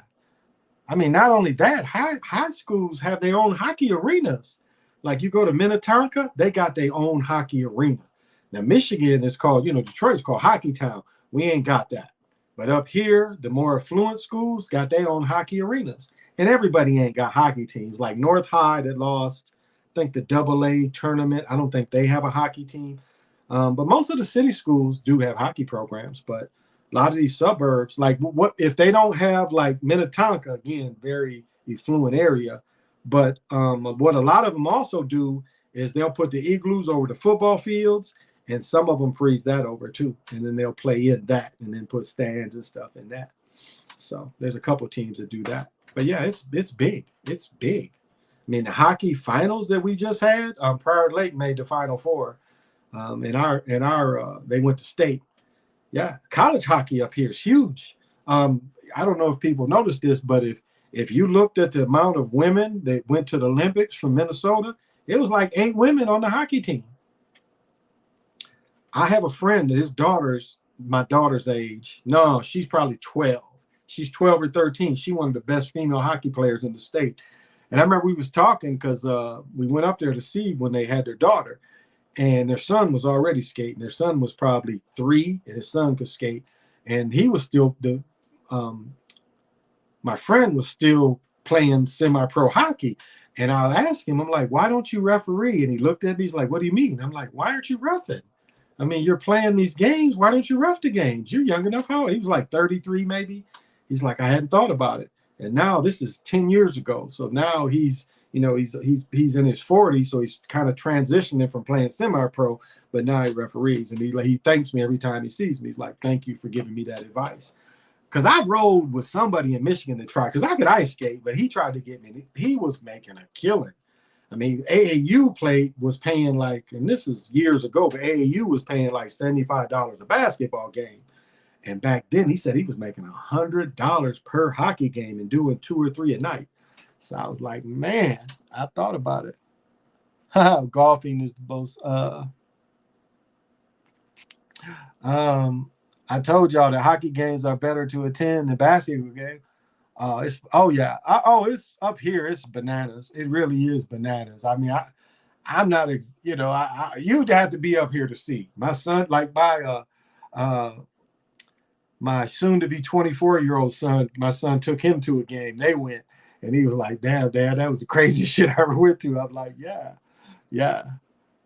Golf is, I can skate, but it's hard to stop when going high speed. That's what you got the little ridges in the front. What are you talking about? You got the little stop ridges in the front. That's how you stop. What are you talking about? You capping. Because you got the little ridges as part of stopping. I can skate. We used to skate, and I used to beat up people because if they hit me with their stick, and I didn't have, like, sometimes we put the cardboard over our shins. That's what I started doing. Because people would flood their backyards. I had serious players. I grew up with some dudes that was serious playing. How many teams in hockey? It's 30-some. It's 30-some teams. Yeah, it's about 30 teams in hockey. Y'all can Google that. But yeah, it's a bunch of teams. I used to get the Bruins and Penguins jerseys mixed up because they're so similar. Yeah, me too. And I heard the Penguins, and I just, be old man, and it's hard to keep balance. Hey, Reese, thank you for joining. I don't know. I don't seem to have no problem. It's like they did for hockey, what they do for roller skating. They give you a little thing to learn.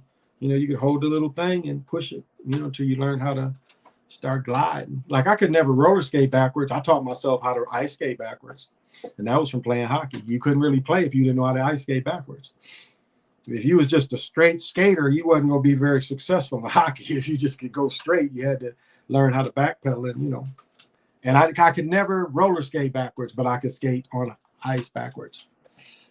ESPN used to show rollerblade hockey. Yeah, roller derby or rollerblade hockey. Yeah, okay, yeah. Used to be a league for that. What do I think about soccer? I don't know. I don't know. I just don't. It will never replace football. I don't even think it could replace baseball or basketball or hockey. You kind of look at it being like the bottom of all sports in America, at least. It's kind of the bottom of all sports in America. We just, I mean, as the push for youth is hockey or soccer youth is greatly expanded. My daughter played it, but you see a lot of people, you know, the children just switching out of it.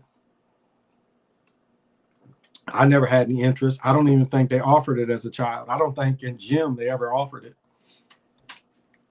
Maybe we did the drills, but that's all. So yeah, I don't know. So soccer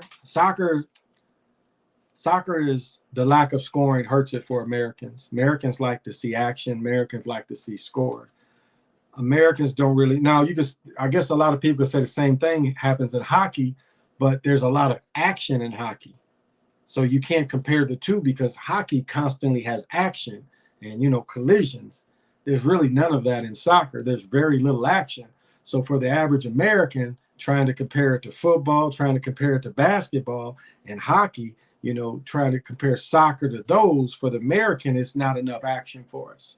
A lot of Americans don't understand the beauty of trying to set up for the scores and how the attempted scores, and again, we see where it's scripted. I remember when China ended up beating the United States, and the United States had by far the best.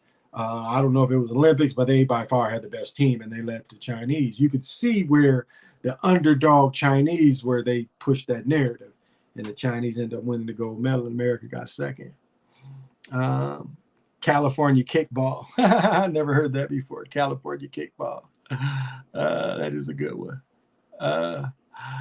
In this order: NFL, NBA, Major League Baseball, NFL, and yeah, soccer last. Yeah, soccer's last. Like here, they made them poor people play. It was like 5 above, and we've got the big arena because we've got the what do they call the Larks? We've got it's either Minnesota Larks or Minneapolis Larks. I think it's the Minnesota Larks. And yeah, they was 5 above, and some of them dudes was out there without the arm cover. I was like, I don't know how y'all do it. There is a gel that you can put on your arm that kind of covers you too. But yeah, I still would want to be covered. I know a lot of dudes didn't want to wear shirts, but when I played football, I grew up in Michigan, so I was used to the cold. So I would definitely have on some type of tight shirt. It's like, just like I always wore elbow pads too, because I blocked. As a flanker, I had to block. So I wore elbow pads too. And it especially helped with turf. I remember telling my teammate, I'm like, man, either wear high socks, because I wore wrestling knee pads. I wore, like, it's pictures of it. I wore my knee pads upside down, and I wore wrestling pads over my knees. So, and you know, wrestling knee pads back in the day was the longer knee pads. You know, if people can remember what high school knee pads look or wrestling knee pads look like. But I bought a pair of them, and I always wore my because like your cup is made to fit like this. And so the way you would put it in, where you would put your knee pad in is, you know, you had the part that covered your knee, and you put that, it would cover your knee. So you would put it like this, where I put it opposite. I put the long part over my knee to protect my knee. I remember Brazil was good at one point. Yeah, Pele.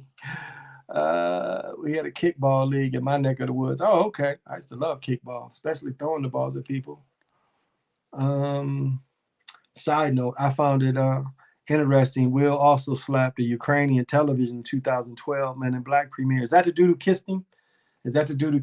Because he gave him a double slap. the dude that kissed him, he kind of gave him a like, and then he got him coming back too. He's like, he gave him the double tap. I played soccer in high school, but I didn't even watch it. Now they flop and extremely bad acting. Yeah, extremely bad acting. And that Bend 'Em Like Beckham shows, you know, I kind of, that's one thing I lost off my other channel, that Bend 'Em Like Beckham video that I put as a short. That showed his balls, is you can still see them commercials though. It's balls that you kick to make him bend them just like Beckham used to do. Ric Flair had them long knee pads. Yeah, that's what I wore. I wore them long knee pads, and I was still, again, it didn't slow me down because when I wore them in practice too, and I beat all the other receivers wearing those knee pads, so they didn't slow me down. It's just, and I did still hurt my knee.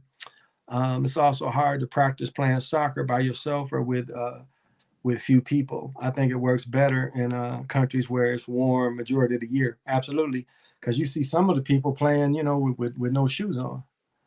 So, what's the difference between Detroit women and Minnesota women? I'll say this, like, one thing I noticed up here is as interracial dating came, and I even see my ex-wife like this, they don't really, it's like they look for just dark-skinned dudes. It's like I talk about Cockeyed Curtis and how she had knocked Kurt's eye out. Not a very handsome man. The guy she's with now, not a very, I mean, it's like, but I say this, women up here, especially European women, they just like dark dudes and ain't got none of how they look. I mean, like I see some of these dudes and it's like looking at them and they be like the Thing, you know, what was it, the Fantastic Four, wasn't he called the Thing, you know, the Rock Man? They be looking like him with a big rock head. And I just like, I'm like looking at this pretty girl and I'm looking at this dude. I'm like, so it's like Michigan, European women will want a handsome dude. It ain't just about him being melanated. Up here, it's like they'll just take any melanated man. Michigan, the European women seem to be more handsome people. So that's one thing. The sisters,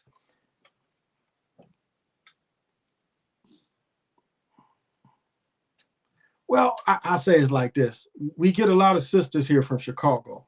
So it's kind of like a little bit of that Chicago mentality of the way sisters are, where sisters in Michigan tend to be, again, if you live in Detroit, there's a different attitude, again, different conditions, different situations living in Detroit compared to the rest of the state. Um, there's a more of a ladylikeness that I see in Michigan and I see here. There's a roughness, you know, there's a roughness with a lot of the sisters here. Again, that Chicago connection. Or if they wasn't Chicago, their mama was from Chicago. So it's kind of a roughness in some of the sisters. So I guess that's the biggest difference to me. Volleyball is pointless. I love volleyball. My daughter probably gonna play volleyball. But yeah, I've watched volleyball before soccer. You ain't watched female volleyball players because the outfits are the greatest. I didn't know there was a Ukrainian reporter. Yeah, Will double slapped him. Remember that? He kissed Will. Detroit women are very direct. Yeah, I would give you that. Look at the circumstance they raised. I am gonna pass that info to my male friends. Volleyball is weak. Oh, I love volleyball. I used to Cockeye Curtis. Yeah. Chi-Town. I like Chi-Town women too.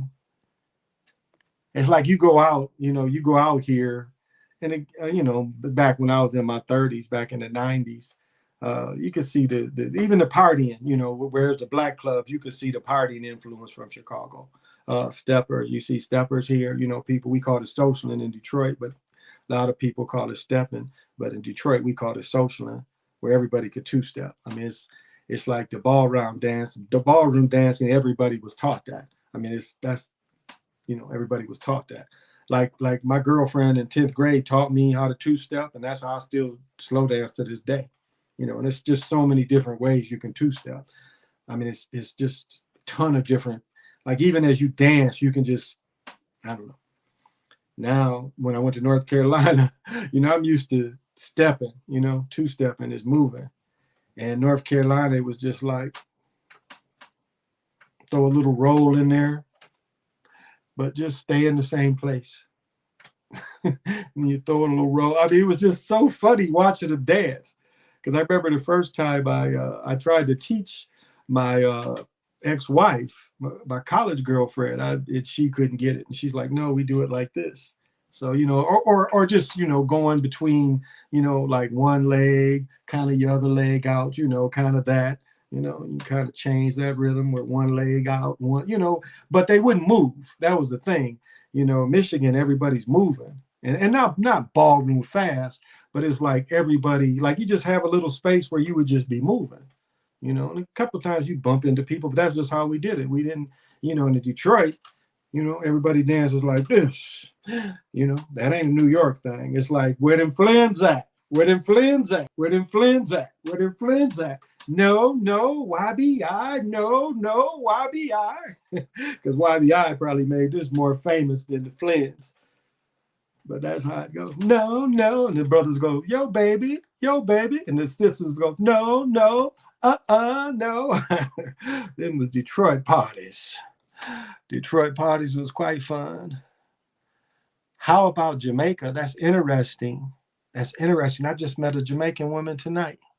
That is very interesting. I really haven't known a lot of Jamaican women.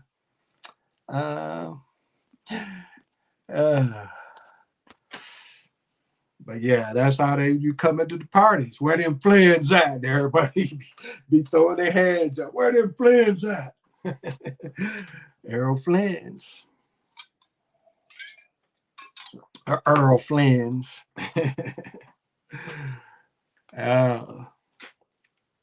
But yeah, Detroit parties. Cabarets. Remember the song Bounce, Roll, Skate? Yeah. That was based off still Chic's beat, that Universal beat.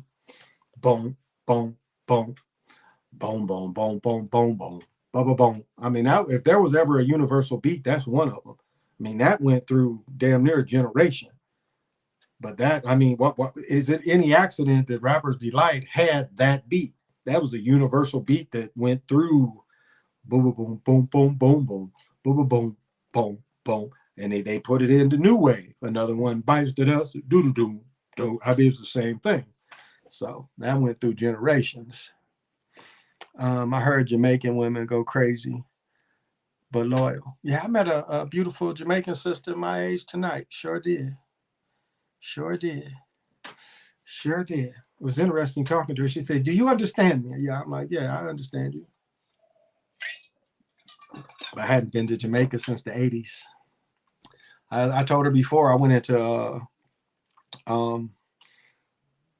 we stayed in Montego Bay. They took us all the way across the island. Seemed like that took a long time, but we went to Bob Marley's house. Seems like it wasn't his wife. I want to say they said it was his grandmother. She was giving out spliffs.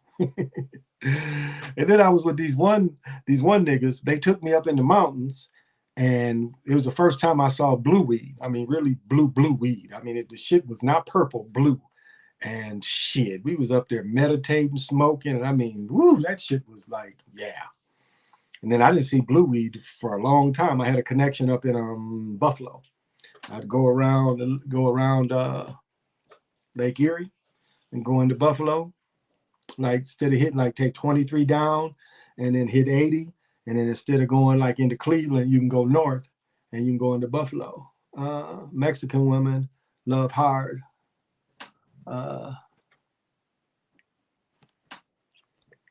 I could say the way I could say that the way you describe North Carolina dancing would be the same with Mississippi. Yeah. Well, I saw that a lot in the South too, because a couple of schools we played, we would stay late and we would sneak out and go party with some of the players. But yeah, I saw that as kind of a more of a Southern thing, where stepping, because again, now like stepping, or as we call it, socialing, it depended on, like if you had a big ballroom, of course everybody's taking bigger steps and the moves are bigger. But if you've got a smaller area, again, you can move in a tight little box. You know, you really can move in a tight little box where you ain't bumping into people. But my senior year, I bumped into people or not, and I used to always carry pistols even back then. I'm like, yeah, and I'd be a little drunk and like bumping into people. And I'm like the man in the city, you know, as far as hoops and shit. Get the fuck out my way, young boy. You see me here dance, well, I'm dancing too. That's too many words. And out of nowhere, a fist would hit him. He'd drop down, but it wouldn't end the party.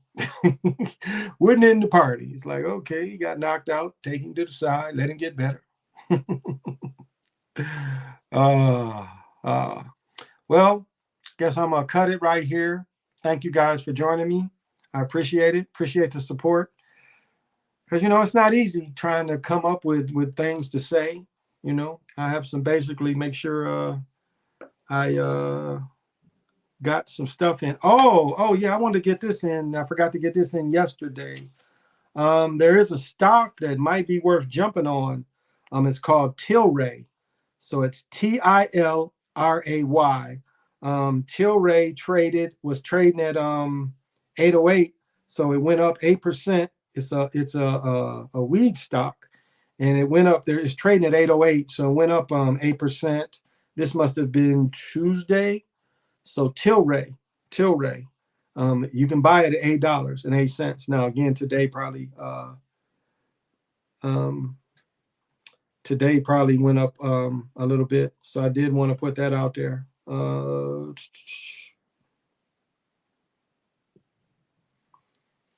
don't know. Did I say this yesterday? The chick stole $40 million in computers. She stole $40 million worth of computers from Harvard or Yale. And what the chick was kind of brilliant. So, because what she would do is anything, and maybe I said this last night, but I don't know. I'll say it again.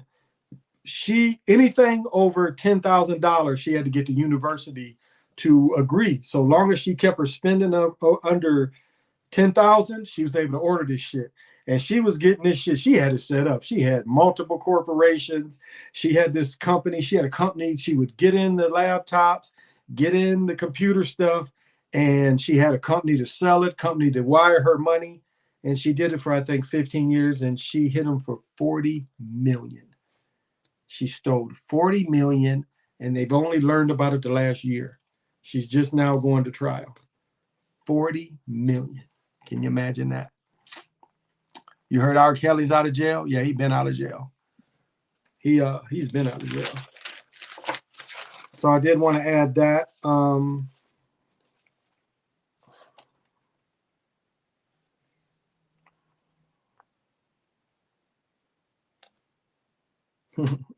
Okay, yeah, I think. Oh, I did want to say this, and I might have not mentioned this. Check this out. So, you know, in the Rooney Rule, the Rooney Rule means, okay, I guess the way they're going to change it this year, they got to make a position for a minority now. But this is where they're bogus. Women can be included as the minority. So that the same thing, the way they took over Bill Clinton, gave affirmative action to European women. Well, the NFL is going to do the same thing. And there are already women that do this job. Again, they want to put European women in these roles of coaching these niggas.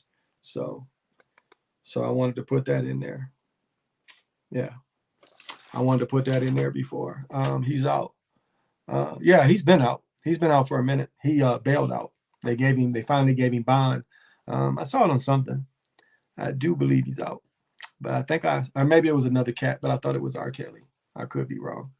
I remember when I first subscribed to Sly, I asked him who was better, Steppers, Chicago or Detroit. He said without any hesitation, Chicago. Yeah, okay. I don't know about that. How about Smollett? Yeah, he's definitely out. Smollett's out. They didn't let him out. He did that's news to me. Yeah, I thought they let him out. I could be wrong, but I thought I saw something that showed him out. Maybe that was Smollett. Yeah, Sly. Super Sly, you're absolutely wrong. The best socialers is in Detroit because, yeah, we can do it just as well. I've been doing it just as long. I ain't what groups out of Chicago was doing all them steps like the Temptations and the Dramatics. You got all these groups out of Michigan that the brothers are doing them steps while they were singing. So I don't know about that. I don't know about that. But I can do both. I can do ballroom and I can social and I can step. So but two step is just as good. So super slide, have to check you on that one. Well, let me get a divination before I go. So any of you, yeah, so this is kind of like the end of the directional sequence. And like, I want to say this too, for those of you, when I ring the singing bowls and the chimes, I mean, if anybody wants to isolate that and can put it on a loop, I mean, it might be relaxing to some people because it's not, I don't do it very long, but again, that kind of thing, if you know how to do that kind of thing, you might find that relaxing. And I do like all my like right now in front of me, I've got basically two altars of directions. I have like it's not really, it's more of not Buddha, it's visual. I have my visuals surrounded on a table with directions, and then I have them here and the center, because remember it's 5 directions. Well, you could get even, it's more than 5, but just to understand comprehension of how this works, it's probably easier just to understand 5. But it's I find this, how do I want to say it to make it relatable? I guess in completing my magic, I find it helpful, I guess, to say that. I guess I'll put it that way. Completing my magic is helpful. And again, magic isn't just, making something appear and disappear. If you see a little bit of success in magic, that's a lot.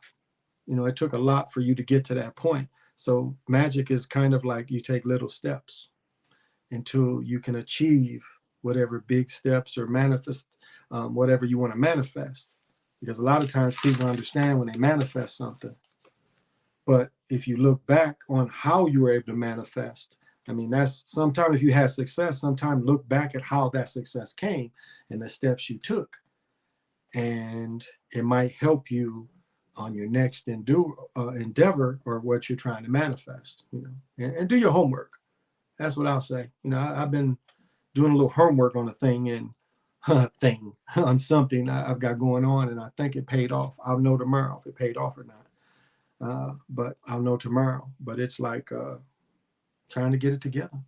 Trying to get it together, y'all. That's all. All right. So tonight, for tomorrow, the energy's coming out of the south, and this is called Lamat. Lamat. Another name is Rabbit. Qualities are harmony, starseed, beneficial, combinations, way shower, octave, expanded love, gateway to the 5th dimension, star-cross relationships. Symbol is star path, cascading fireworks. The number is 8, harmonic resonance. The colors are twilight, blue, and gold. So if any of that can give you a little push, as you putting your outfit together, herbs are blazing star. Flowers are irises. Flower essence is star jasmine. Scent is jasmine. Stones are lapis, starseed, crystals, star sapphires. It's a fire element. Directions coming out of the south. The shadow wisdom, archetypical self-doubt, not just personal, feeling disconnected from the expanded presence of your essence self, learning the lessons of disharmony, which again, you could put disharmony into timing. Drawing love to prune away the disharmony in your life, cultivate harmony, access your starseed essence, stand in the harmony of your full presence. Harmonic wisdom, wavelength, fundamental, beneficial combinations. Mandra, same position as manic. Hands forming an O at the level of the ears, forearms perpendicular to the arms up, and you burst your fingers, releasing the O. So you're here, bursting the fingers. So you'd have your forearms perpendicular, both forearms here, and you're like bursting.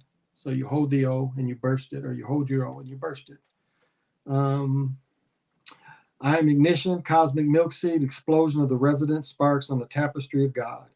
Affirmation, I am my full presence now. I am the harmony of the stars. So for those of you that want a little push, that possibly could work for you. I do want to share this too. Couple things. Yeah, I guess I did. Couple things I wanted to share. So this probably went over a lot of people's heads. Again, I'm talking about some old movie. So in the old movie, The Godfather, after the Godfather gets shot and then he's well again, he asks for a meeting of the five families where they let all of the they let the heroin. The family start dealing heroin. Basically, is what the meeting is about. But I don't think people caught a part of the scene, and they do it in a couple of the Godfather movies. But in this scene, they're all in Cuba, I think. Yeah, probably Cuba before the revolution.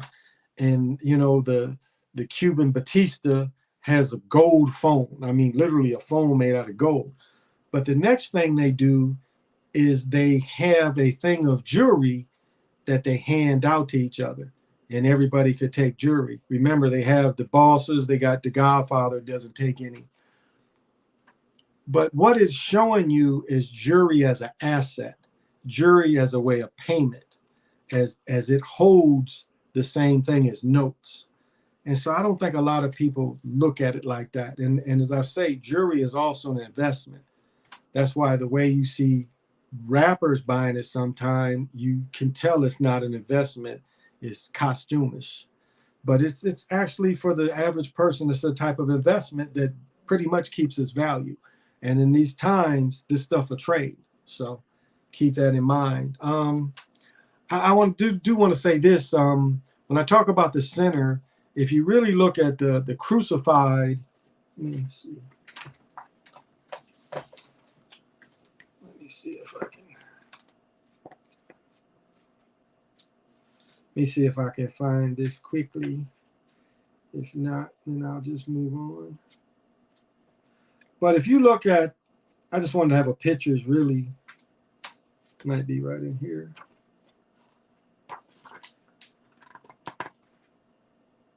Part of it's here. Let's see if the rest of it's here.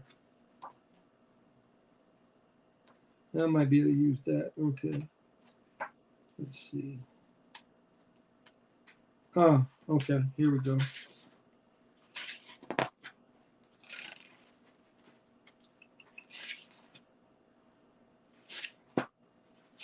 It's not here. Okay.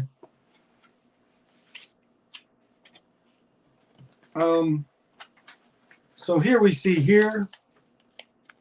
You see the red cross. Whoops.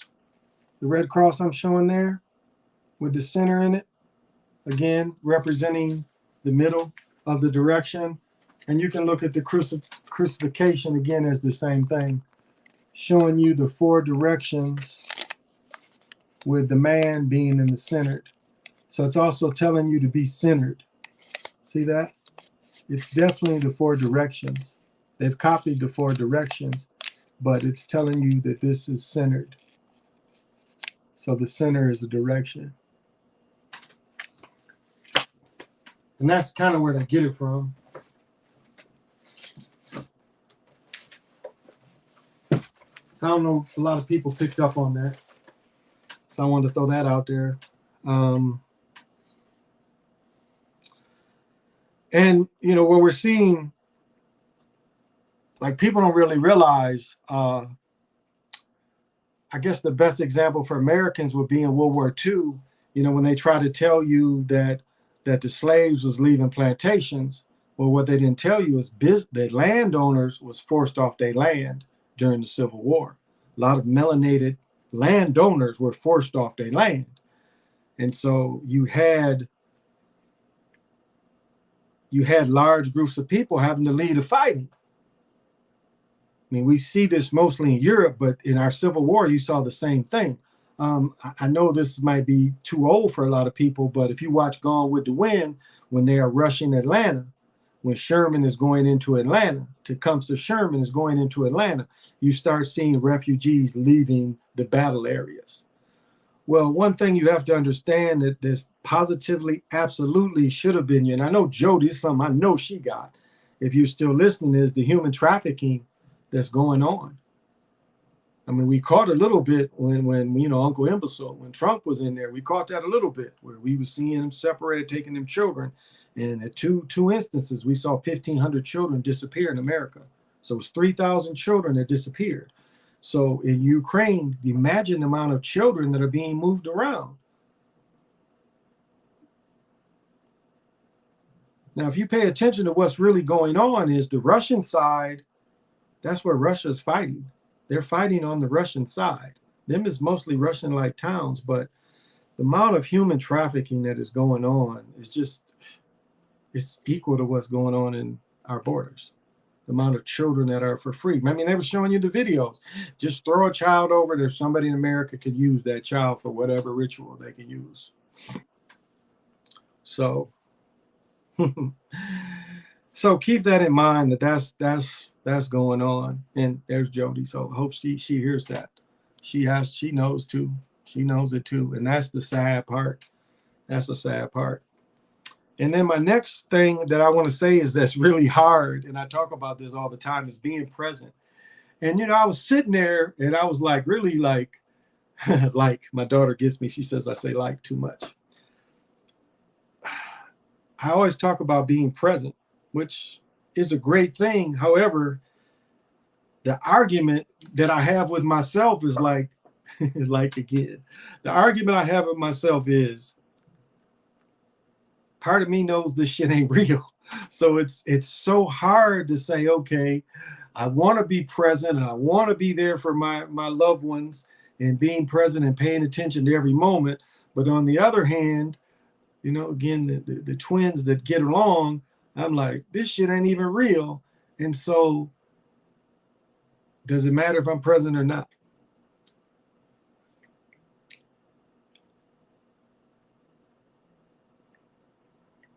And do I want to share this? I guess I'll share a little bit of it. How do I want to say this? Okay, so like when I tell you that sometimes being spiritual, you get torn into pieces. I've had like, like again, I'm gonna start counting down my likes. How do I want to say this to get it over properly?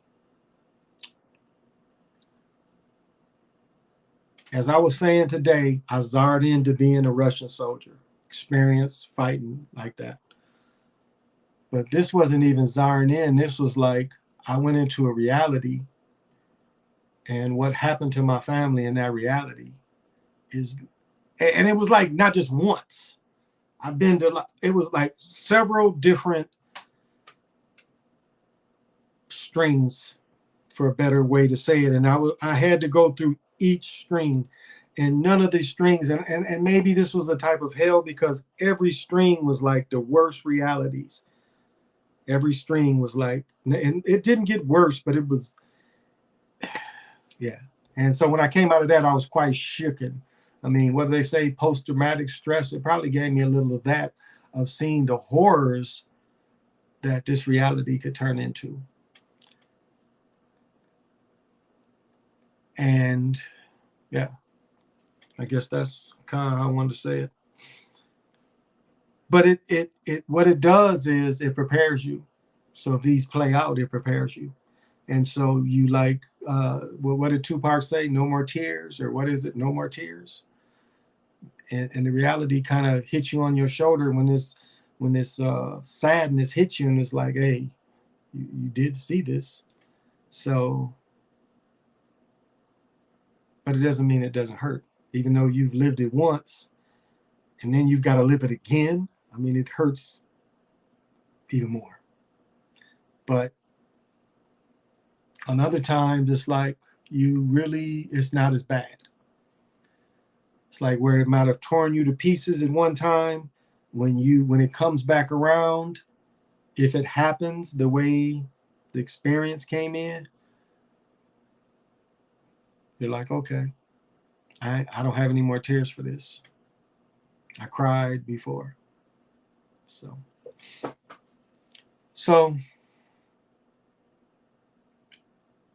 people that do true work, it ain't always just high vibrations. Sometimes you have to be, I don't even know if you have to be. Sometimes this low,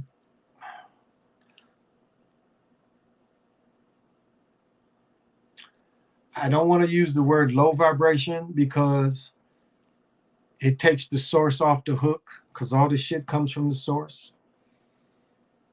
But sometimes the source will put you through this other shit too. And it's not good or evil. It's not even wicked. It's just like, like again, it just puts you, it have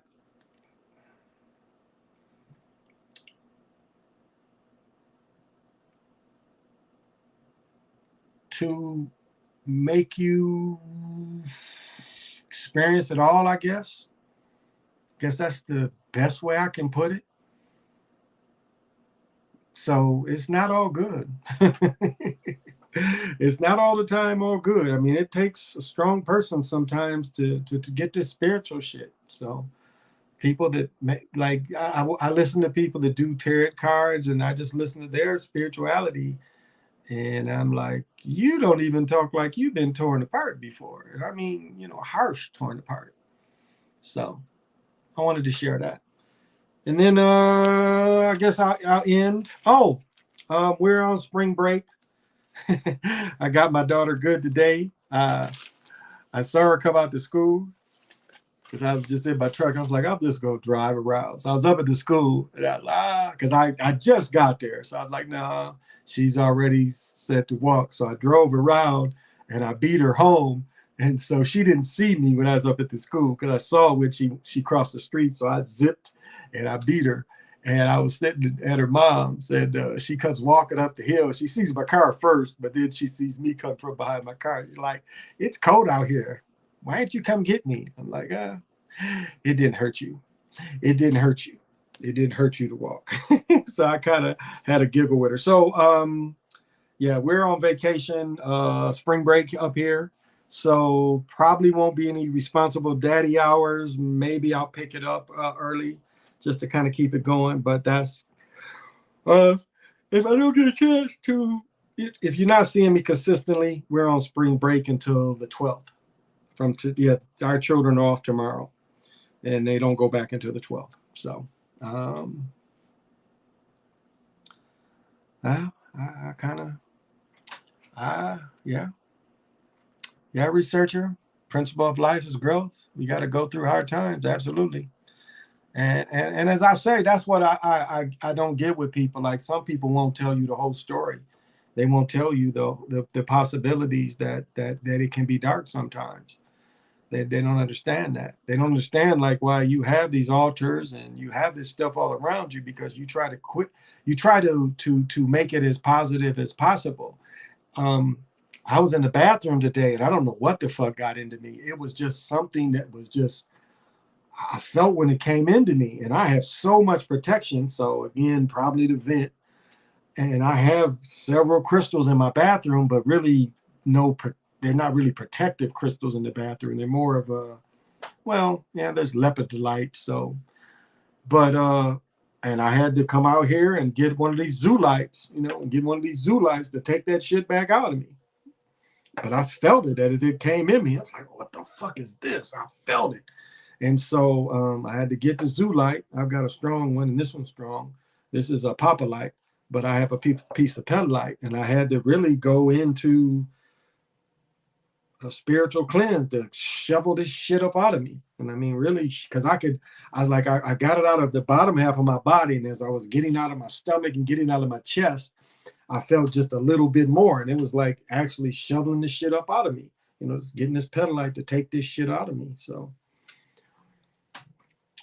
it's recognizing things like that. You pick up energies and you just don't know sometimes where this shit comes from and how to expel it.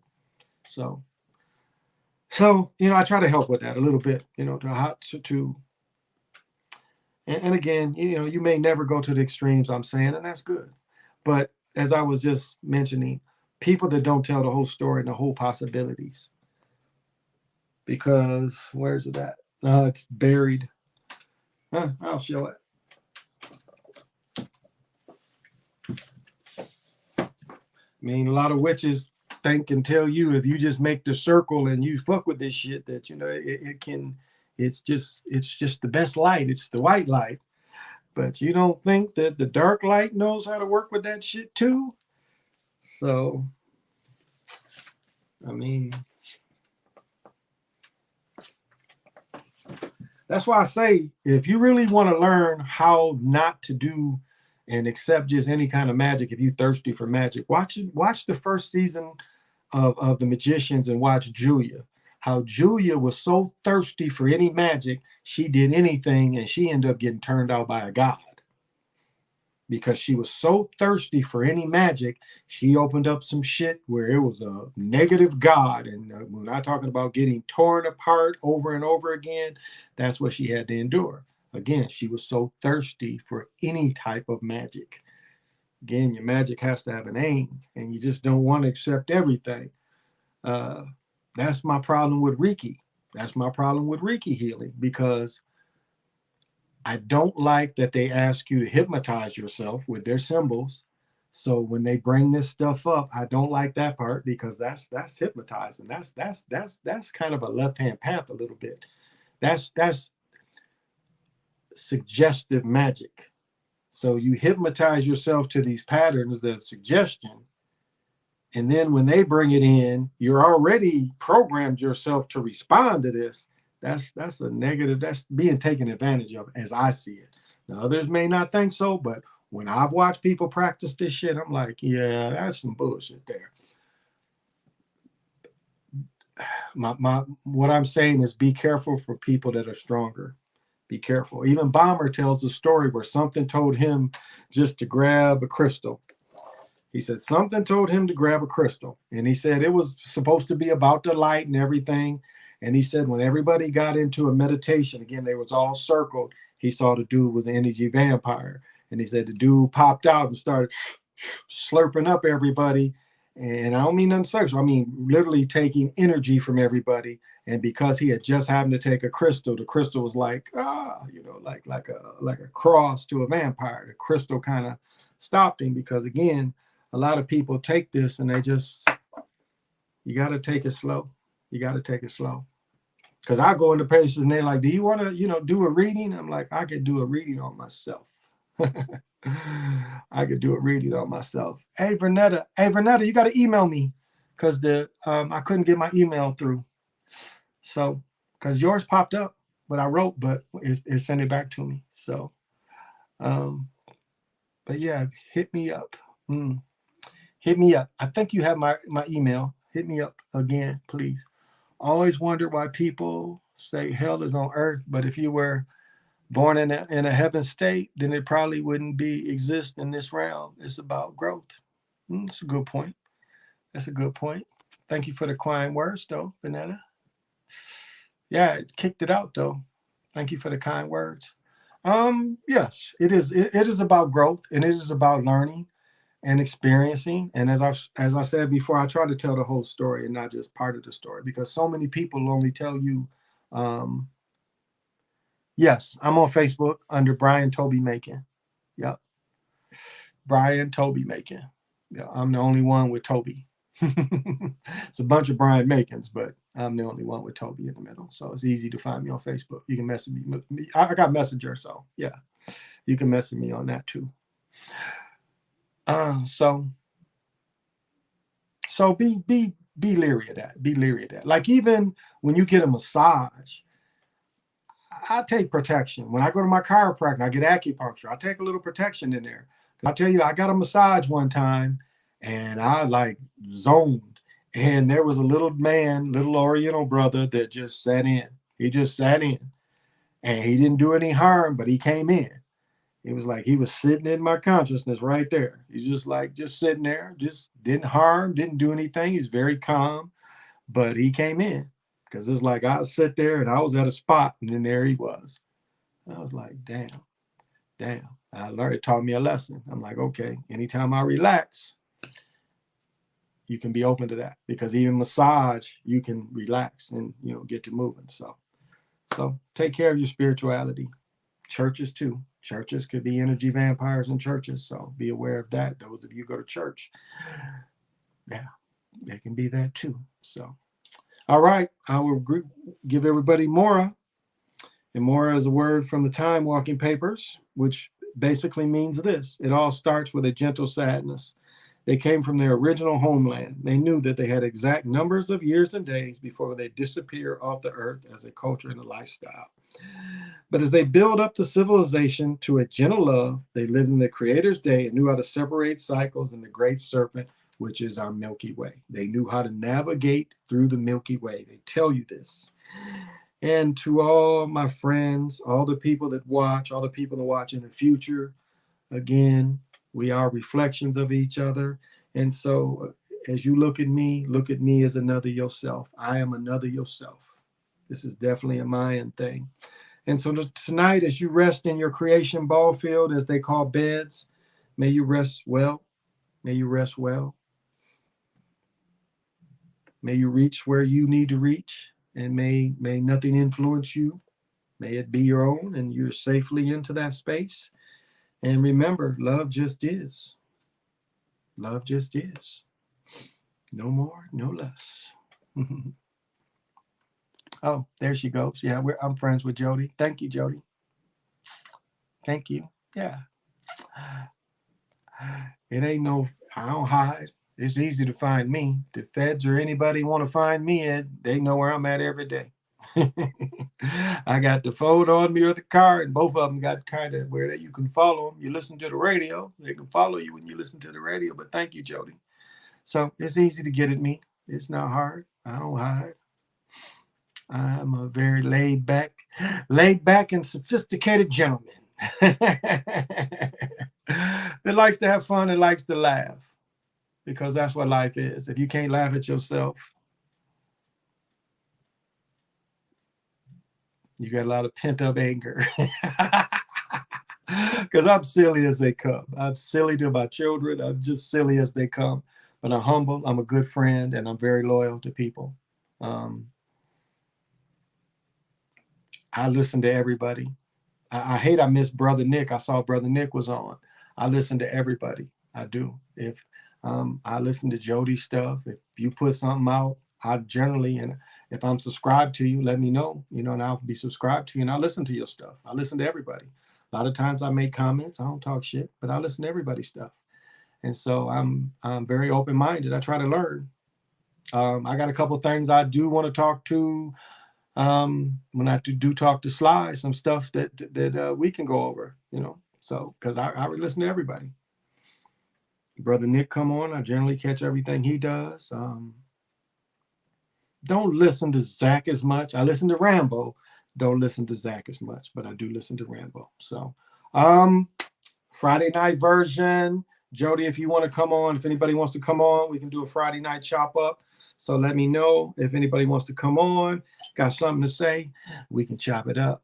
So this is the Chocolate Mountain Show. I am your super funky hero host, 8 Wind, Big Pontiac, Time Lord. I claim them all. So till we meet again, say less.